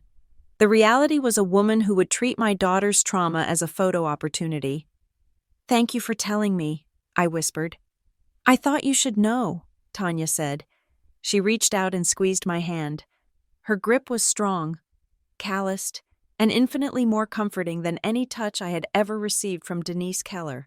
I won't let her back in, Mrs. Reed, not without your husband, not without a warrant. That baby is my patient, and on my watch, Nobody uses my patients as props. Tanya checked the monitors one last time, gave me a nod of solidarity, and left the room. I lay there for a long time, listening to the rain. The pain in my body was distant now, overshadowed by a cold, crystalline clarity. I reached for my phone on the bedside table. It was heavy, like a weapon. I unlocked it. I went to the hospital app first. I found the section for patient services and then visitor logs. I couldn't see the full log, but I could see the request history for my room. 0 requests. She hadn't even tried to come upstairs to see if I was alive. She had gone straight for the baby, straight for the emotional loot. And when denied, she had cut her losses. I closed the hospital app. I opened my banking app. My hands were shaking, but my eyes were dry. I saw the balance. I saw the pending transfer scheduled for the first of the month, $2,500. I thought about the slot machines. I thought about the spa day. I thought about the weekend glow-up. And then I thought about my daughter, alone in the dark, fighting to breathe. While her grandmother tried to steal her image for social clout, I tapped the transfer. Cancel. A warning popped up. This is a recurring transfer. Do you want to cancel this instance or the entire series? I pressed cancel series. Then I went deeper. I went to user access. There it was. Denise Keller. Authorized user. View only. I had given her view access years ago because she claimed she wanted to help me keep track of savings goals. In reality, she had used it to monitor how much money I had, so she knew exactly how much she could ask for. I tapped Remove User.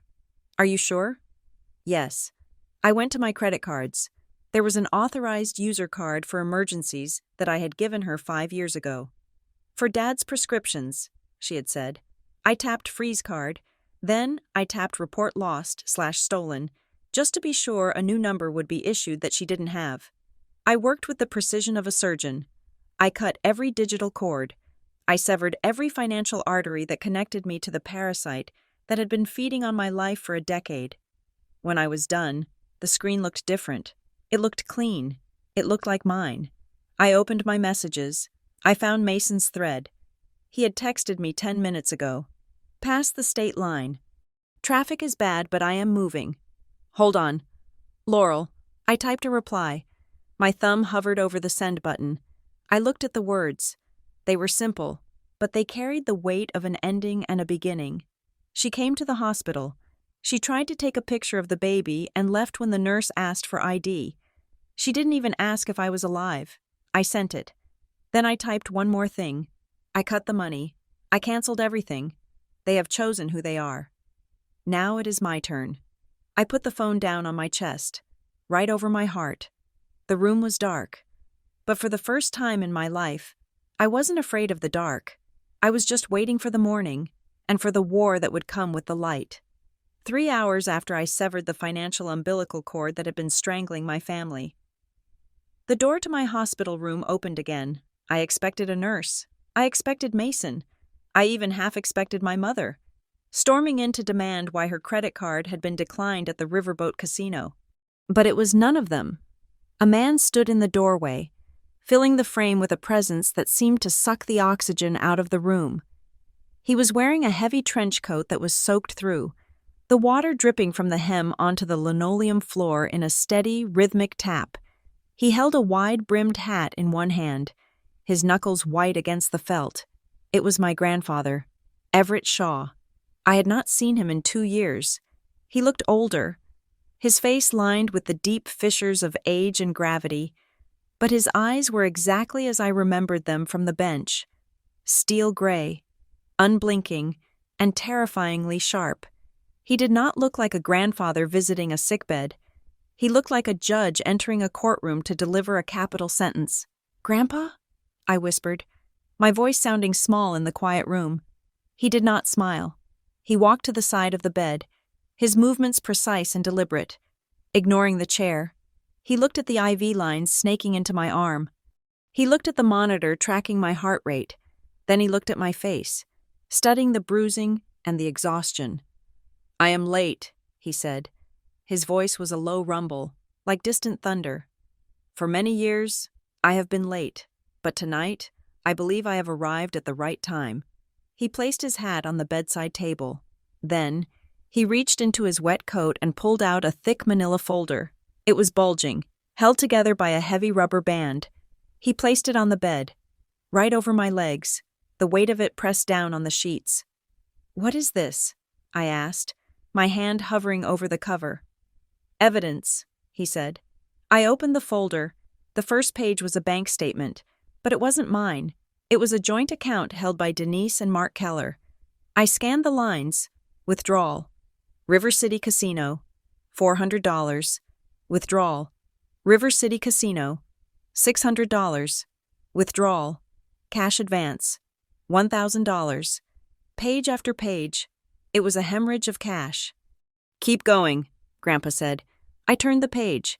It was a credit report, a standard Experian credit report, but the name at the top made my blood freeze. Name: Laurel Elizabeth Reed. Social Security number: XXX-XX-XXXX. I scanned down to the open accounts section. There was my mortgage. There was my student loan. There was the credit card I used for groceries. And then, there were two others. First National Bank Visa. Opened. 4 years ago. Balance: $14,200. Status: past due. Lakeside Credit Union MasterCard. Opened 6 years ago.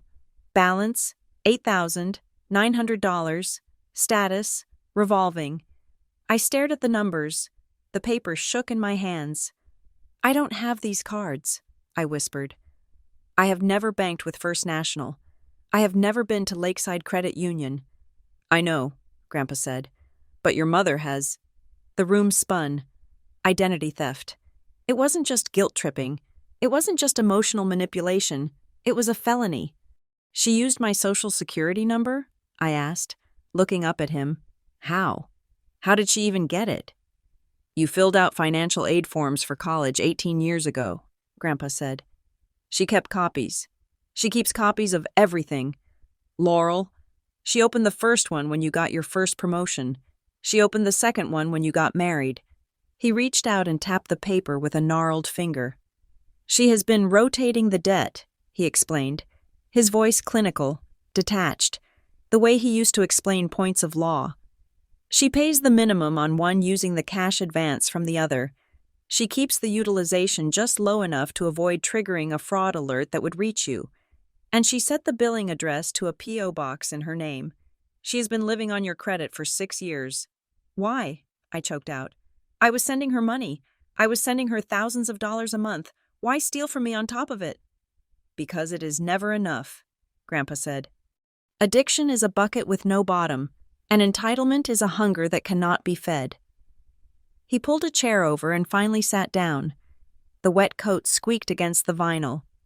6 months ago, Denise came to my house," he said. "She brought Camille. They brought me a fruit basket. They sat in my study and told me how worried they were about you." "About me?" "They told me you had married a very wealthy man." Grandpa said. "They said Mason came from oil money," which I knew was a lie, "and that you were living in luxury. They said you had lost touch with your roots. And then, Denise suggested that I update my will." I felt a wave of nausea. "She wanted you to cut me out. She suggested that since you were so comfortable, it would be only fair to leave the bulk of the estate to Camille," he said. "She said Camille was fragile, that she needed a safety net. She brought papers, Laurel, drafted by some strip mall lawyer, ready for me to sign." "What did you do?" "I threw them out," Grandpa said. "But it made me curious. I know how much architects make. I know what risk analysts make. I know you are not oil rich. So I started looking. I still have friends in the district attorney's office. I still have friends in banking. I called in favors. I started pulling threads." He gestured to the folder. "That is what I found. A pattern of systematic exploitation. She isn't just bad with money. Laurel, she is a predator, and you have been the prey." "Why didn't you tell me?" I asked, tears streaming down my face. "You called me. You asked if I was okay. Why didn't you tell me?" "Because I am a coward," he said. The admission hung in the air. heavy and shocking, coming from a man who looked like he was carved from granite. "I saw what she was like when she was young," he said quietly. "I saw the selfishness. I saw the way she twisted the truth, and I did nothing. I thought she would grow out of it. I thought marriage would fix her. I thought motherhood would fix her. I stayed silent to keep the peace. I let the weed grow because I didn't want to ruin the garden." He looked at me, his eyes full of a terrible sorrow. "My silence gave her permission," he said. "I created the monster that is eating my granddaughter, and when I saw the accident report tonight, when I heard she refused to come, I knew I could not be silent anymore." Just then, the door to the ICU room burst open. Mason stood there. He was soaked to the bone, his hair plastered to his forehead, his chest heaving as if he had run the last mile. He looked wild, terrified, and exhausted. "Laurel!" He rushed to the bed, collapsing against the rail, burying his face in my neck. He smelled of rain and fear. "I am here," he sobbed. "I am here. I am so sorry I wasn't here." "It is okay," I whispered, stroking his wet hair. "You are here now." Mason pulled back, scanning my face, checking for injuries. Then he saw Grandpa sitting in the chair. He straightened up, wiping his eyes. "Judge Shaw," Mason said, his voice respectful but shaky. "You came?" "I told you I would," Grandpa said. Mason looked at the folder on the bed. He looked at the credit report that was still open on top of the pile. He saw the numbers. He saw the names. "Is that—" Mason picked up the paper. His eyes widened. "She opened credit cards in your name?" "Yes," I said. "That is fraud," Mason said, his voice rising. "That is prison time. Laurel." "It is," Grandpa agreed. "We have to call the police," Mason said, his hands clenching into fists. "Right now, I don't care if she is your mother. She put you in this hospital with her stress, and she is stealing from us while you bleed." "We will handle it," Grandpa said. "But there is one more witness you need to hear from." Grandpa looked toward the open door. "Come in, Mark," he commanded. I hadn't seen him standing there. My father, Mark Keller, shuffled into the room. He looked like a ghost. He had lost 20 pounds since I last saw him. His skin was gray, hanging loosely on his frame. His eyes were rimmed with red, bloodshot and frantic. He was wearing a windbreaker that was too thin for the weather, and he was shivering. "Dad?" I said. He didn't look at me. He looked at the floor. He looked at the walls. He looked anywhere but at my eyes. "I didn't know," he mumbled. "Laurel, I swear to God, I didn't know about the cards." "But you knew about the rest," Grandpa said sharply. "Tell her." Mark flinched as if he had been struck. He walked to the foot of the bed and gripped the plastic rail with trembling hands. "The gambling," he whispered. "It started 10 years ago. Just bingo at first, then the slots, then the online poker." "You told me you were sick," I said, my voice trembling. "The TIA, the blood thinners, the roof." "I had the TIA," he said quickly. "That was real. But the bills, the insurance covered most of it. Denise said we needed the money for future care. She said we needed a buffer." "And the roof?" Mason asked, stepping forward, his voice like a blade. "What about the $4,000 for the roof?" Mark closed his eyes. Tears leaked out from under his lids. "There was no leak," he admitted. "She lost $4,000 in one night at the Horseshoe Casino. She told me the bookie was going to call the house. She told me they would take the car. She said, 'Ask Laurel. Laurel has plenty. Laurel is the good one.'" "And you let her?" I asked. "You let her lie to me? You let me work weekends and cancel my life to pay off a bookie?" "I signed the papers," Mark said, his voice breaking into a sob. "She brought me papers. She said they were loan consolidations. She said they were investment transfers. I didn't read them. Laurel, I just signed them. I just wanted her to stop yelling. You know how she gets. I just wanted peace." "Peace?" Grandpa stood up. He towered over my father. You sold your daughter for peace. Mark, you let your wife cannibalize her own child because you were too weak to say no. I know, Mark wept. He sank to his knees at the foot of the bed, his hands still gripping the rail. I know, and tonight, when she wouldn't come. He looked up at me then, and I saw the horror in his eyes, the realization that had finally broken through his denial. I heard her on the phone, Mark said. After Mason called, she called Camille. She didn't tell Camille to come to the hospital. She told Camille, "Get the jewelry out of the safe deposit box before Laurel dies, just in case Mason tries to claim it." The air in the room turned to ice. "She thought I was going to die," I whispered. "And her first thought was to loot my estate." "I left," Mark said. "I took the car keys. She tried to stop me. She scratched my arm." He pulled up his sleeve to reveal 3 angry red welts. "But I left. I drove here. I met Everett in the lobby." He looked at the folder on the bed. "I saw the credit report downstairs," Mark said. "She used my social security number too. Laurel, she has 3 cards in my name. The house. She took a second mortgage on the house last year. I didn't know. I signed a paper for refinancing for a lower rate. It was a cash-out refinance. The equity is gone. All of it." He buried his face in his hands. "We are bankrupt," he sobbed. "And it is my fault." I looked at the 3 men in the room. My husband, shaking with rage. My grandfather, standing like a judgment of God. And my father, a broken man kneeling on the floor. And then I looked at the folder, the evidence of my stolen life, for years. I had been afraid of hurting them. I had been afraid of being the bad daughter. I had been afraid that if I stopped paying, they would die. But they were already dead. The parents I thought I had were ghosts. The people who raised me were a con artist and a coward. I reached out and closed the folder. The sound was sharp, final. "Get up, Dad," I said. My voice was not loud, but it was steady. It was the voice of a mother who had a child to protect. He looked up, surprised by the tone. "Get up," I repeated. "We are not doing this. We are not crying. We are not begging." I looked at Grandpa. "Is this enough?" I asked, tapping the folder. "Is this enough to stop her? Not just to cut her off, to stop her from ever coming near me or my daughter again?" "It is enough for a restraining order," Grandpa said. "It is enough for a civil suit, and if you choose, it is enough for a criminal indictment." "Good," I said. I looked at Mason. "She will come here," I said. "When the money doesn't transfer tomorrow, when the credit cards stop working, she will come here to perform the worried mother act for the nurses." "She won't get in," Mason vowed. "No," I said. "Let her in."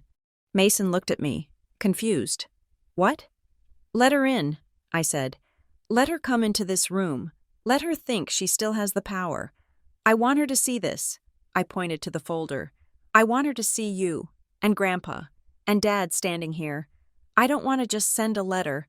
I want to look her in the eye and watch her world break the way she tried to break mine." I leaned back against the pillows. The pain in my ribs was there. But it was fuel now.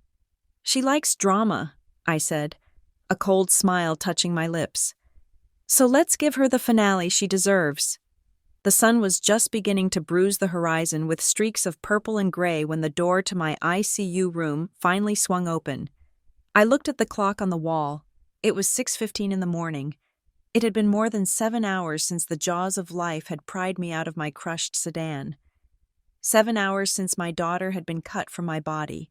7 hours of silence from the woman who had birthed me. But when Denise Keller walked into the room, she did not look like a woman who had spent the night worrying. She looked like she was arriving at a brunch for which she was fashionably late.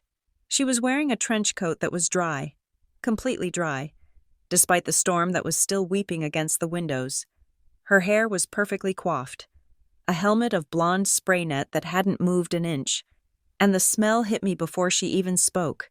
A cloud of Chanel No. 5 that was so thick it masked the sterile scent of iodine and rubbing alcohol. She stopped in the doorway, assessing the room.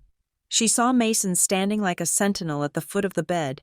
She saw her father, Judge Shaw, sitting in the corner chair, his face obscured by shadow. She saw her husband, Mark, leaning against the windowsill, looking at the floor, and then she saw me. "Laurel!" The performance began instantly. Her face crumpled into a practiced mask of distress. She rushed toward the bed, her hands outstretched, her heels clicking sharply on the linoleum. "Oh my God, my baby!" she wailed, pitching her voice to carry down the hallway. I got here as fast as I could. The traffic was a nightmare. It was gridlock, absolute gridlock. She reached for me, her manicured hands aiming for my face, presumably to cradle it for an audience that wasn't there. "Don't," Mason said. He didn't shout. He didn't move aggressively. He simply stepped sideways, placing his body between her and the bed. It was a subtle movement, but it was a wall. Denise stopped, blinking. She looked at Mason as if he were a piece of furniture that had suddenly spoken. "Excuse me?" she said, a flash of irritation breaking through the tragic mother act. "Mason, move. I need to see my daughter." "You had 7 hours to see your daughter," Mason said. His voice was flat, dead. "You are not touching her now." Denise let out a huff of disbelief. She looked over Mason's shoulder at me, her eyes widening. "Laurel, tell him to move," she commanded, her voice sharpening. "I have been frantic. I have been driving around in this storm trying to find the hospital. My phone died. It was a nightmare. I am shaking. Laurel, look at me. I am shaking." She held out a hand. It was perfectly steady. I looked at her. I looked at the woman who had demanded nearly $4,000 a month from me for years. I looked at the woman who had forced me to hide my father's illness to save his pride, while she gambled away his security. "Your phone died?" I asked. My voice was raspy from the intubation, but it cut through the room like a razor. "Completely dead," she lied effortlessly. "I couldn't call. I couldn't use the GPS. I was driving blind." "That is strange," my father said. Denise whipped around. She hadn't expected Mark to speak. He was the silent partner, the enabler, the shadow. "Mark?" she said, her eyes narrowing. "What are you doing here? You look terrible. Did you sleep in your clothes?" "I tracked your phone," Mark said. He didn't look at her. He was staring at his own phone screen, tapping it with a trembling finger. "We have a family plan. Denise, remember? You insisted on it so you could track Camille." "So?" Denise crossed her arms. "I told you. It died." "It didn't die," Mark said. He finally looked up, and his eyes were hollowed out by a grief that was decades in the making. "It was pinging all night, from 7 in the evening until 2 in the morning. It was stationary. I was stuck in traffic." "You were at the riverboat," Mark said. The GPS pinpointed the marina parking lot, then the signal moved to the boat itself, and then, at 3 in the morning, it moved here. To the hospital, for 20 minutes, and then it went back to the marina. The room went deadly silent. The hum of my heart monitor seemed to grow louder. Denise's face flushed a blotchy red beneath her foundation. She had been caught by the one person she never bothered to hide her tracks from because she thought he was too stupid to look. "You are spying on me?" she hissed, turning the accusation back on him. "My daughter is in the ICU and you are playing detective? How dare you? Mark, I went to the boat to clear my head. I was stressed. Laurel's accident. I sensed it before it happened. I was overwhelmed." "You didn't know about the accident until Mason called you," I said softly. "You were already at the boat." Denise spun back to me. "Laurel, stop it. You are on drugs. You are confused. You always get like this when you are hurt. Remember when you broke your arm in 3rd grade? You screamed for hours. You have a low pain tolerance. You make everything into a tragedy." There it was. The classic hit. Laurel is dramatic. Laurel exaggerates. "She is not exaggerating the crushed ribs," Mason said, his hands balling into fists at his sides. And she is not exaggerating the fact that you came to the NICU at 3 a.m, tried to take a photo of our daughter for Instagram, and fled when the nurse asked for your ID. Denise froze. Her mouth opened, then closed. I didn't flee, she scoffed, recovering quickly. I realized I left my wallet in the car, and then I felt faint. I had to leave. I almost collapsed. You seemed fine when you walked in here 2 minutes ago. Grandpa spoke up. The sound of his voice made Denise jump. She hadn't noticed him in the corner. Or maybe she had, and she was hoping he was asleep. Daddy? She squeaked. The change in her demeanor was instant. From aggressive matriarch to little girl lost. Daddy, you're here. Oh, thank God. These people, Mason and Mark, they are ganging up on me. They are being so cruel. Grandpa stood up. He walked into the light. He was holding the folder. Cruelty, Grandpa said, weighing the word like a stone in his hand. Cruelty is a fascinating concept. Denise, is it cruel to hold someone accountable for their actions? Or is it cruel to bleed your own child dry for a decade? I don't know what you are talking about, Denise said, her eyes darting to the folder. Laurel helps us out. We are family. Families help each other. Help? Grandpa opened the folder. He didn't throw the papers. He placed them on the tray table at the foot of the bed, one by one, like he was laying out a winning poker hand. Credit card statement, Grandpa said. First National Bank, in Laurel's name. You charged $4,000 to a med spa in Scottsdale last month. Laurel was not in Scottsdale. That was a mistake, Denise stammered. I used the wrong card. I meant to pay it back. Email, Grandpa said, placing another sheet down. From you to Camille, dated 3 years ago. Subject, tuition money. He read from the paper, his voice devoid of emotion. Don't worry about the cost, sweetie. Just send the bill to me. I will forward it to Laurel and tell her it is for Dad's specialist. She never checks the invoices. She is soft. She pays to make the guilt go away. Let her pay. She has a rich boyfriend now. She doesn't need it. I closed my eyes. Hearing the words read aloud was like being stabbed in the chest all over again. She is soft. Denise stared at the paper, for the first time. The color drained from her face completely. She looked from Grandpa to me, and I saw the panic rising in her eyes. The narrative she had controlled for 36 years was crumbling. I didn't mean it like that, she whispered. We were desperate. Camille needed to work, I said, opening my eyes. Camille is 30 years old.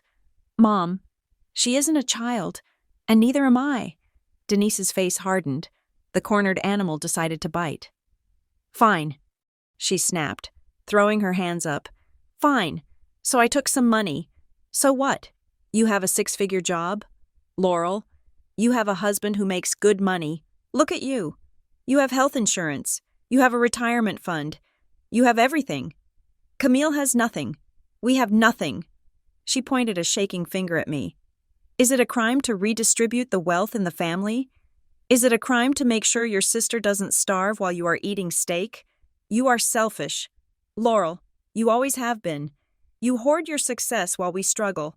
I did what I had to do to survive. You were at a casino, Mason shouted. That isn't survival. That is addiction. It is stress relief, Denise screamed back. And if Laurel was a better daughter, she would have offered the money instead of making me steal it. The words hung in the air. If Laurel was a better daughter, she would have offered the money. She had actually said it. She had admitted the theft and blamed the victim in the same breath. Grandpa stepped forward. He moved past Mason. He moved past Mark. He stood directly in front of Denise. He was 80 years old, but in that moment, he looked 10 feet tall. Denise, he said. She looked up at him, defiance warring with fear in her eyes. What? Are you going to lecture me too? You have plenty of money. Daddy, you could have helped us, but you sat on your pile of gold just like her. I helped you, Grandpa said softly. I paid for your house. I paid for your cars. I paid for Mark's real surgeries. I have been putting $3,000 a month into an account for you for 20 years. Denise, did you forget that? Denise blinked. That isn't enough. The cost of living— Silence, Grandpa said. The command was absolute. You speak of family, Grandpa said. You speak of duty. You speak of what you are owed. He pointed to the NICU floor below us. Downstairs, in a plastic box, lies my great-granddaughter. She is fighting for every breath. She weighs 5 pounds. She is fighting a battle she did not choose. He leaned in closer to Denise. When you were called last night, you did not ask about her. You did not come to hold her hand. You came to take a picture to prove you were here, to protect your reputation. I was going to hold her, Denise lied. You refused to identify yourself. Grandpa cut her off. You chose your anonymity over your grandchild. He straightened up, adjusting his wet coat. So hear me now, Denise, and hear me clearly, because I will not say this twice. He took a breath that filled the room. If you refuse to hold your grandchild in her hour of survival, Grandpa said, his voice shaking the walls, then you also refuse the right to ever touch a single cent of this family's legacy. Denise stepped back. What? What does that mean? It means the will is changed, Grandpa said. It means the trust is dissolved. It means the monthly stipend I have been sending you is canceled as of this morning. It means that the house you live in, which is in my name, will be sold in 60 days. You can't do that, Denise shrieked. That is my home. Where will we go? I don't know, Grandpa said coldly. Maybe you can stay with Camille, or maybe you can use your slot machine winnings. He picked up the folder again. And regarding these credit cards, he said, tapping the report, I have a meeting with the district attorney at 9 o'clock. Laurel has not decided yet if she wants to press charges. But I am under no such hesitation regarding the cards you opened in Mark's name. He looked at Mark. Mark has agreed to cooperate, Grandpa said. He has agreed to testify that he did not sign those applications. Denise whipped around to look at Mark. Mark, you wouldn't send me to jail. I am your wife. Mark looked at her. For the first time in my life, I saw his spine straighten. He looked at me, lying in the bed, broken and bruised. Then he looked at her. You left them, Mark whispered. You left them to die. Denise, I can't forgive that. I can forgive the money, but I can't forgive that. Denise looked around the room. She looked at the 3 men who had formed a wall against her. She realized, finally, that the manipulation wasn't working. The tears weren't working. The guilt wasn't working. The power had shifted. The gravity had reversed. She sneered. The mask fell away completely, revealing the ugly, bitter face beneath. Fine, she spat. Throw me out. Cut me off. See if I care. She grabbed her purse, clutching it to her chest like a shield. You think you are so high and mighty, she said, looking at me with pure venom. But you will see.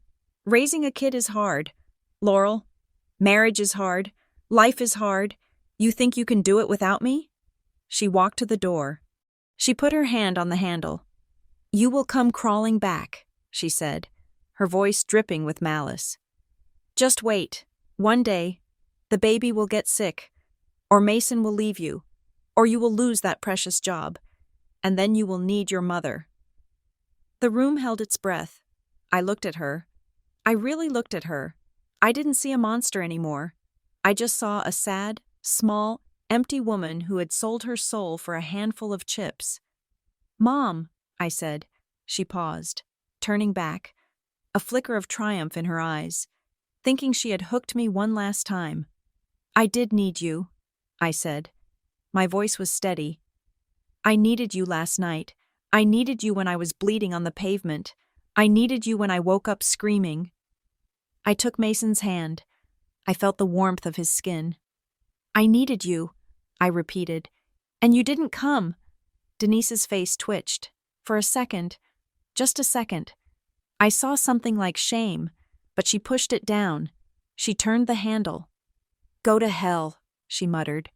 She walked out and slammed the door behind her. The sound echoed like a gunshot.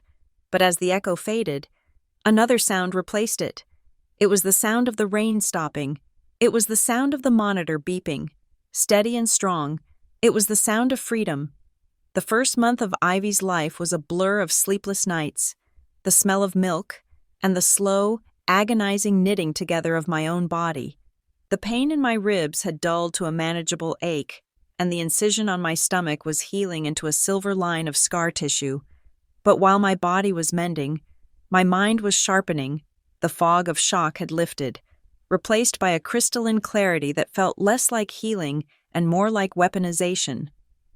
We had brought Ivy home to a quiet apartment. There were no visits from my mother. There were no welcome home balloons from my sister. There was just Mason, me, and the terrifying, wonderful reality of keeping a tiny human alive. But silence, for Denise Keller, was not a state of being. It was a tactical pause. Starting in the third week, the voicemails began. "Laurel, pick up. It is Mom. I am going to therapy. I am changing. Please let me see her.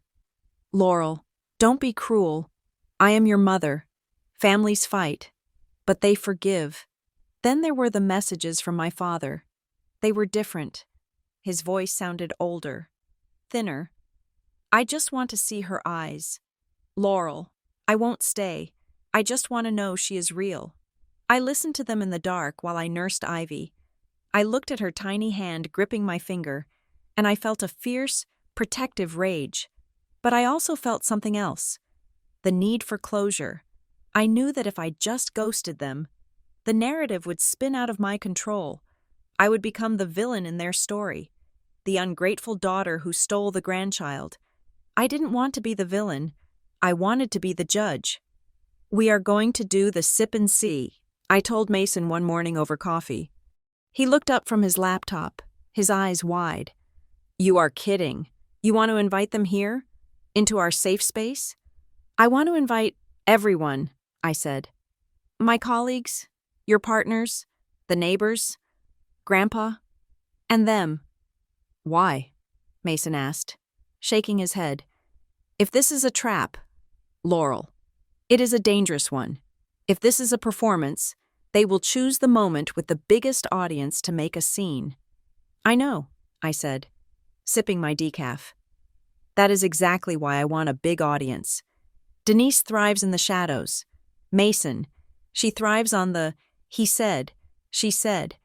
She lies to me in private and then plays the saint in public. I want to take away the privacy." "So it is a public trial," Mason said.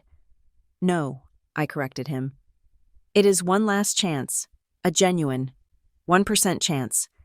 If she comes into this house and acts like a grandmother, if she ignores the money, ignores Grandpa, and just looks at Ivy with love, then maybe, just maybe, I will let her have supervised visits. But if she does what I think she will do—" I let the sentence hang. "Then everyone sees it," Mason finished. "No more gaslighting." Exactly. The day of the party.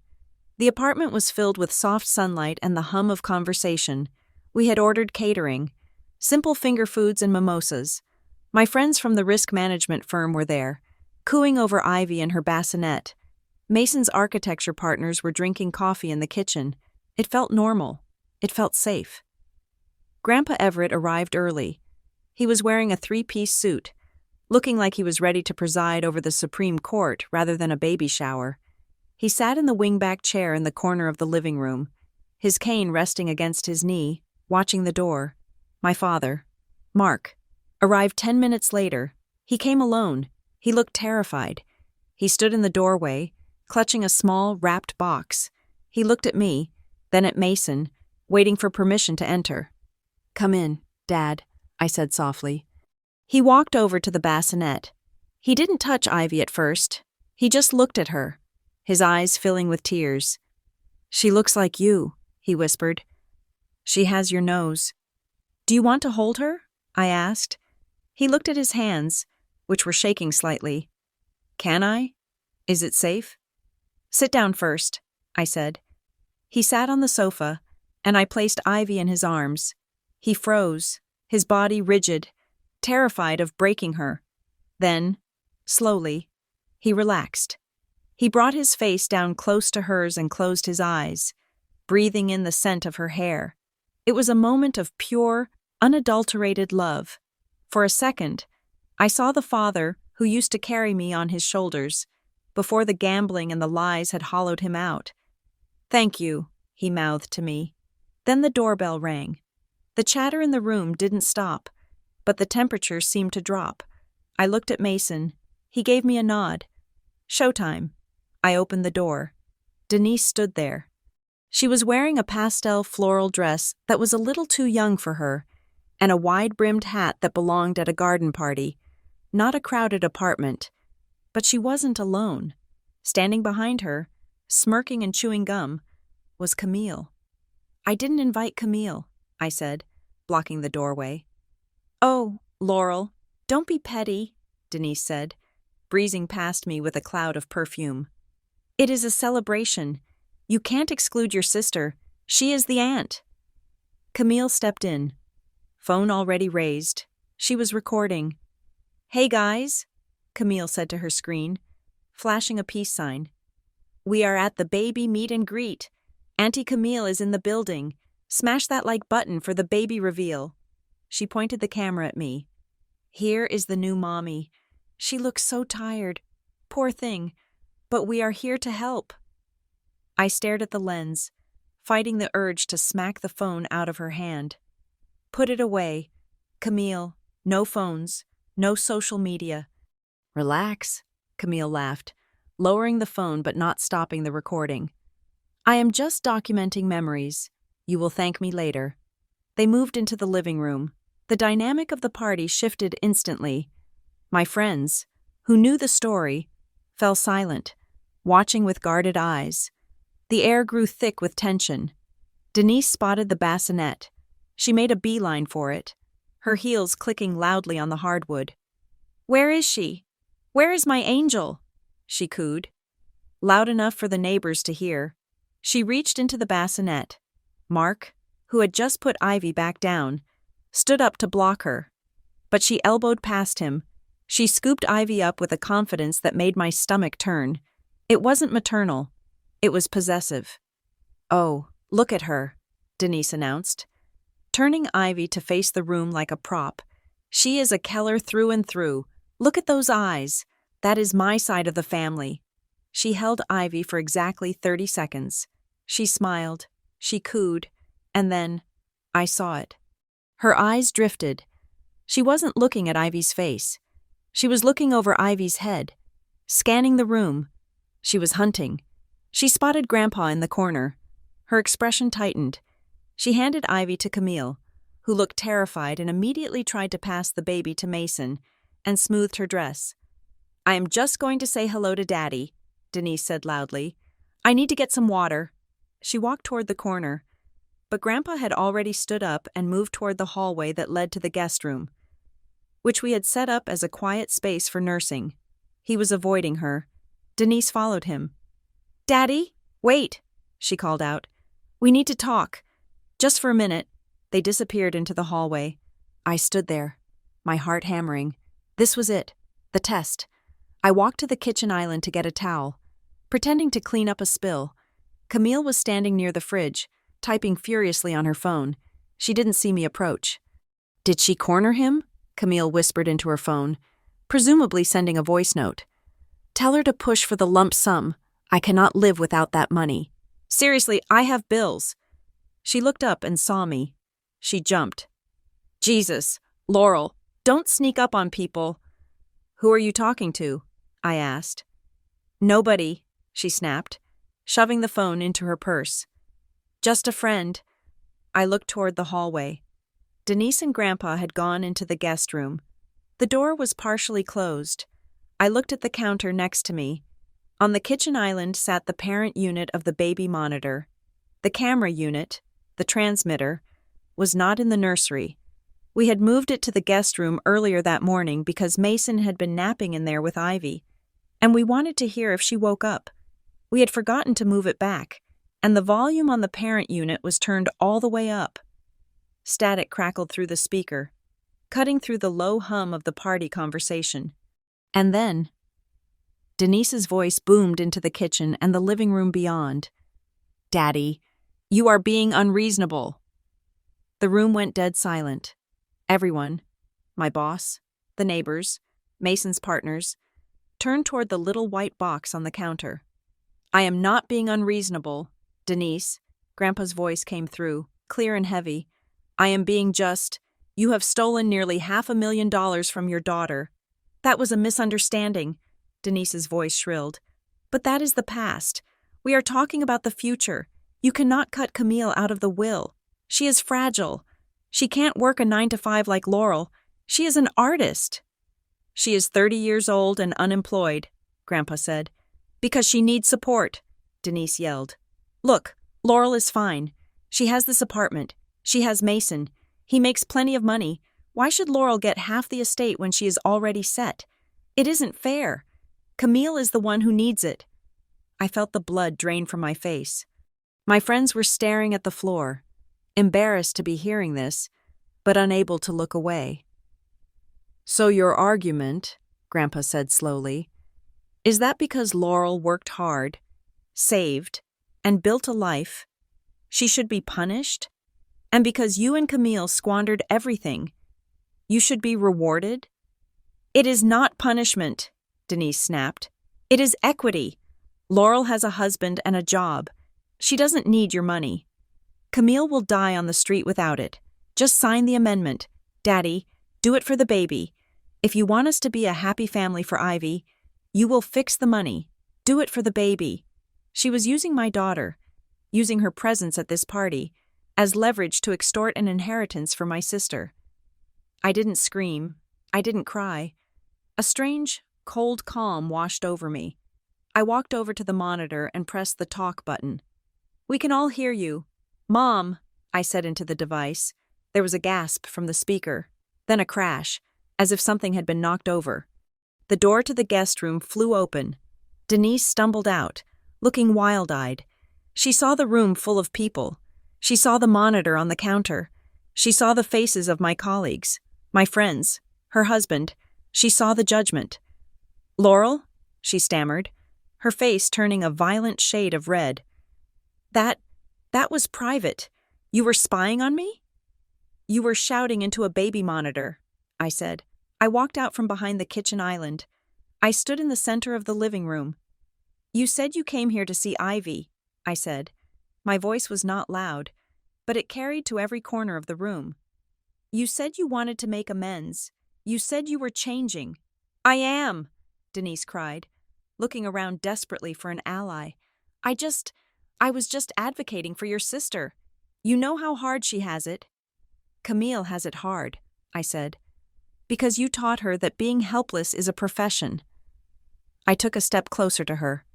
$392,450, I said. Denise flinched. "What?" "That is the amount you took from me over 8 years, I said.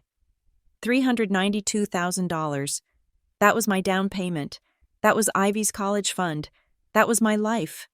I told you I would pay it back." "And then," I continued, ignoring her, "when I was bleeding in the ICU, fighting for my life, you came to the hospital, not to see me, not to hold my hand. You came to the NICU. I pointed to the spot where Mason was holding Ivy now, clutching her tight against his chest.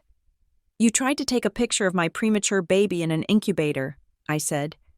You wanted content. You wanted proof. And when the nurse asked you for ID, when she asked you to put your name on a record, you ran away.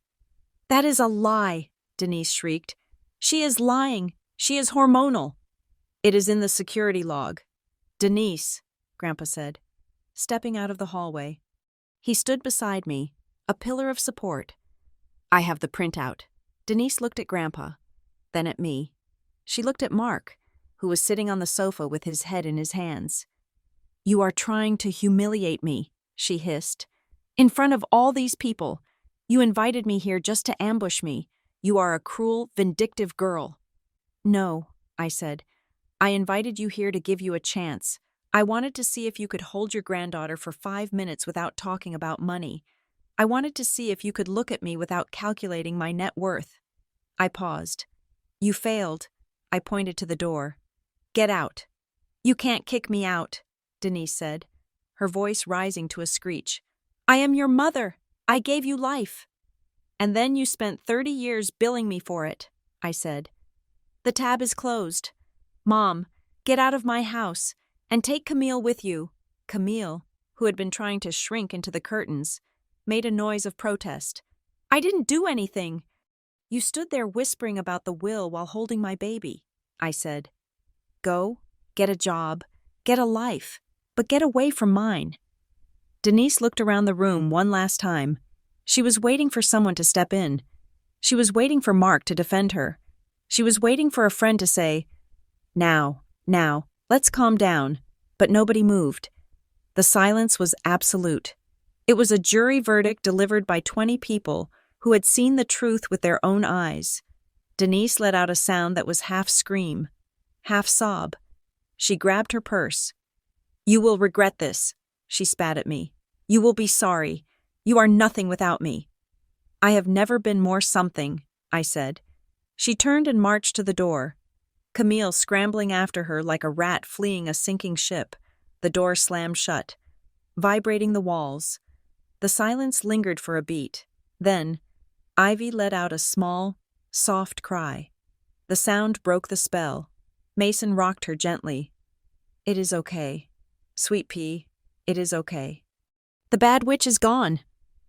I let out a breath I felt like I had been holding for 8 years.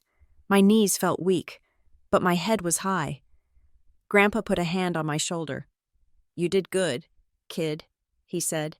I looked at the closed door. It hurt. It hurt like hell to amputate a limb, even if it was gangrenous. But as I looked back at the room full of people who actually loved me, I knew the surgery had been a success. The door had slammed shut, vibrating the walls of my apartment. The silence that followed was heavy, a vacuum left by the sudden departure of a hurricane. But if I knew anything about my mother, it was that she could not abide a scene where she did not have the final monologue. The silence lasted exactly 5 seconds. Then, the door was flung open so violently that the handle punched a hole in the plaster of the entryway. Denise marched back in, her face twisted into a mask of righteous indignation. Camille hovered in the hallway behind her, phone still in hand but lowered, looking uncertain. No, Denise announced, her voice trembling with a rage that she was desperately trying to repackage as martyrdom. I am not going to let you do this, Laurel. I am not going to let you paint me as a villain in front of your fancy friends. She walked into the center of the room, turning her back on me to address my guests, my colleagues, my neighbors, the people who respected me. You look at me and you see a bad mother, she said, her hands pressed to her chest. But you do not know what it costs to raise a child in this world. You do not know the sacrifices. Laurel was an expensive child. She needed braces. She needed piano lessons. She needed college tuition. I gave up my life for her. And now? Now she acts like asking for a little help in my old age is a crime? She whirled on me, her eyes wet with tears that I knew she could summon on command. You are ungrateful, she spat. You are a selfish, ungrateful girl who thinks she made it on her own. I made you, Laurel. Every dollar you have, you owe to the foundation I built for you. The room was uncomfortable. People were shifting in their seats. This was her superpower, the ability to muddy the waters until the victim looked like the aggressor. But this time, the water would not get muddy. That is enough, a voice boomed. Grandpa Everett Shaw stood up from the armchair. He did not need his cane this time. He walked to the center of the room, holding the folder he had brought to the hospital. He looked like a titan. You speak of foundations, Denise, Grandpa said, his voice cutting through her histrionics like a knife through silk. Let us look at the foundation you built. He opened the folder. He didn't just hold it. He pulled out the documents and held them up, one by one, for the room to see. This, Grandpa said, holding up a sheet of paper with red graphs. Is a credit report. It belongs to Laurel, but the debts on it were incurred in casinos in Las Vegas and riverboats in Missouri. They were incurred on dates when Laurel was sitting in a high school classroom or working in a cubicle. He turned to Denise. You didn't just ask for help, he said, his voice dropping to a terrifyingly calm register. You stole her identity. You used her social security number, the one you were entrusted with as her guardian, to open 2 credit cards. You maxed them out. You let the interest rot. That is not raising a child.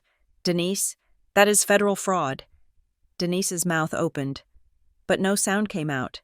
The ungrateful daughter narrative died instantly in the face of hard evidence. And you, Grandpa said, turning his gaze to Mark. My father was sitting on the sofa, his head bowed. He looked small. He looked defeated. Tell them, Grandpa commanded. Tell them what you told me in the hospital parking lot. Tell them about the roof. Mark took a shuddering breath. He stood up slowly. For the first time in my 36 years, he did not look at Denise for permission to speak. He looked at me. There was no leak, Mark said. His voice was quiet, but in the silent room, it sounded like a shout. The roof was fine. Denise lost $4,000 playing poker. She told me the loan sharks were calling the house. She told me to ask Laurel for the money because Laurel was soft. Denise gasped. Mark, you traitor. I am not a traitor, Mark said, tears streaming down his face. I am a father who watched his wife step over his daughter's bleeding body to get to a casino. I have been silent for 30 years. Denise, I let you spend their college funds. I let you guilt Laurel into paying for cars we didn't need. I signed the papers because I was afraid of you. I was afraid of your yelling. He looked at the guests, then at Mason, and finally at me. She manipulated all of us, Mark said. But I let her. And for that, I am just as guilty. Denise looked around the room. She saw the faces of my friends, faces that were no longer confused, but filled with disgust. She realized the audience had turned. You are all crazy, she sneered, trying to regain her footing. You are ganging up on a helpless woman. Daddy, tell them. Tell them to stop. Grandpa closed the folder. The sound was sharp, like a gavel striking wood. I will tell them one thing, Grandpa said. And I will tell you one thing. He reached into his breast pocket and pulled out a long legal envelope. What you told them in the hospital changed everything. Denise, Grandpa said, when you said that holding your grandchild was not your responsibility, you freed me from mine. He held up the envelope. This is my new last will and testament. I signed it this morning. My lawyer witnessed it. Denise's eyes locked onto the envelope. What did you do? I have liquidated the majority of my liquid assets, Grandpa announced. I have placed them into an irrevocable trust. The beneficiary of that trust is Ivy Reed. Denise went pale. Ivy? A baby? She can't even count. She will learn, Grandpa said. And the trustee, the person who controls every cent of that money until Ivy turns 25, is Laurel. Denise looked at me with pure horror. She wasn't seeing her daughter. She was seeing the gatekeeper to the fortune she had been waiting for her entire life. You gave it to her? Denise screeched. To her? She has a husband. She has a job. Camille needs that money. I need that money. You will receive a stipend, Grandpa said coldly. A very small, monthly stipend. It is enough for groceries and a modest rent, but it comes with 2 conditions. He held up 2 fingers. Condition 1. You must complete a court-approved program for gambling addiction. Condition 2. You must present a payment plan for every dollar of debt you racked up in Laurel's name. If you miss a therapy session, the money stops. If you gamble a single dollar, the money stops. You can't do that, Denise screamed, her composure shattering completely. She looked like a wild animal caught in a trap. It is my inheritance. It is my right. You are trying to control me. I am trying to save you, Grandpa said. Or, at the very least, I am trying to stop you from destroying anyone else. I can do it, Denise, and I just did. He tossed the envelope onto the coffee table. "Now," Grandpa said. "Leave." Denise looked at the envelope. She looked at Camille, who was staring at her with wide, panicked eyes, realizing the gravy train had just derailed. "Mark," Denise whispered, turning to her husband one last time, "are you going to let them do this to me?" Mark looked at her. He didn't look angry anymore. He just looked tired. "I am staying here," Mark said. "I want to get to know my granddaughter. You go. Denise, call me when you are ready to tell the truth." Denise let out a sound of pure fury. She grabbed Camille's arm, her nails digging in. "Come on," she hissed. "We don't need them. We don't need anyone." She turned and marched out the door. This time, no one stopped her. No one chased her. No one offered a tissue or a ride. The door clicked shut, and the silence that followed wasn't heavy. It was light. It was the sound of a tumor being removed. The fallout was fast, brutal, and entirely necessary. Without Laurel's bank of unlimited forgiveness, and without Grandpa's blind subsidies, Denise's house of cards collapsed in weeks. The luxury SUV was repossessed within 2 months. I heard through the grapevine that Denise had to sell her collection of designer bags to pay off the immediate interest on her secret loans. She moved into a small, one-bedroom apartment across town. I didn't visit. I didn't send a housewarming gift. I stuck to the boundary like it was an electric fence. Camille, stripped of her allowance and facing the reality that social media likes do not pay rent, had a rude awakening. The last I heard, she had taken a job as a receptionist at a dental office. It was real work. It was boring work. And for the first time in her life, she was actually earning the money she spent. As for my father, rebuilding is harder than demolition. But he tried. He showed up the next Tuesday. He didn't call first to ask for money. He texted to ask if we needed milk. He arrived on time. He washed his hands before he touched Ivy. We sat on the balcony, watching the sunset. He didn't ask for forgiveness. He didn't try to explain away the years of cowardice. "She likes the swing," he said, pointing to Ivy, who was asleep in her motorized swing. "She does," I said. "I missed a lot," he said quietly. "With you, I was so busy trying to keep the peace that I lost the war." "You are here now," I said. "Just don't disappear again." "Dad, I won't," he promised, and for the first time, I believed him, because he had nothing left to lose, and everything to gain. That evening, after everyone had left, I stood over Ivy's crib. The room was dark, lit only by the soft glow of the nightlight. I looked at her chest rising and falling. I thought about the $392,000. I thought about the years of eating instant noodles so my mother could play slots. I thought about the car crash, the pain, the loneliness of that ICU room. It had been a high price to pay for clarity. But standing there, listening to my daughter breathe, I knew it was worth it. I had broken the cycle. The trauma stopped with me. The financial abuse stopped with me. The emotional blackmail stopped with me. Ivy would grow up knowing that love is not a transaction. She would never have to buy her mother's affection. She would never have to pay a monthly subscription fee to be considered a good daughter. I reached down and stroked her soft cheek. "You are free, little one," I whispered, "and so am I." Thank you so much for listening to this story. It was a journey of pain, betrayal, and ultimately, liberation. I would love to know where you are listening from today. Are you tuning in from New York, London, Manila, or maybe somewhere quiet like I am right now? Please drop a comment below with your city and let me know your thoughts on Laurel's decision. If you enjoyed this story, please subscribe to the Jane Revenge Stories channel. Hit that like button and smash the hype button to help this story reach more people who might need to hear that it is okay to cut toxic family out of your life. See you in the next video.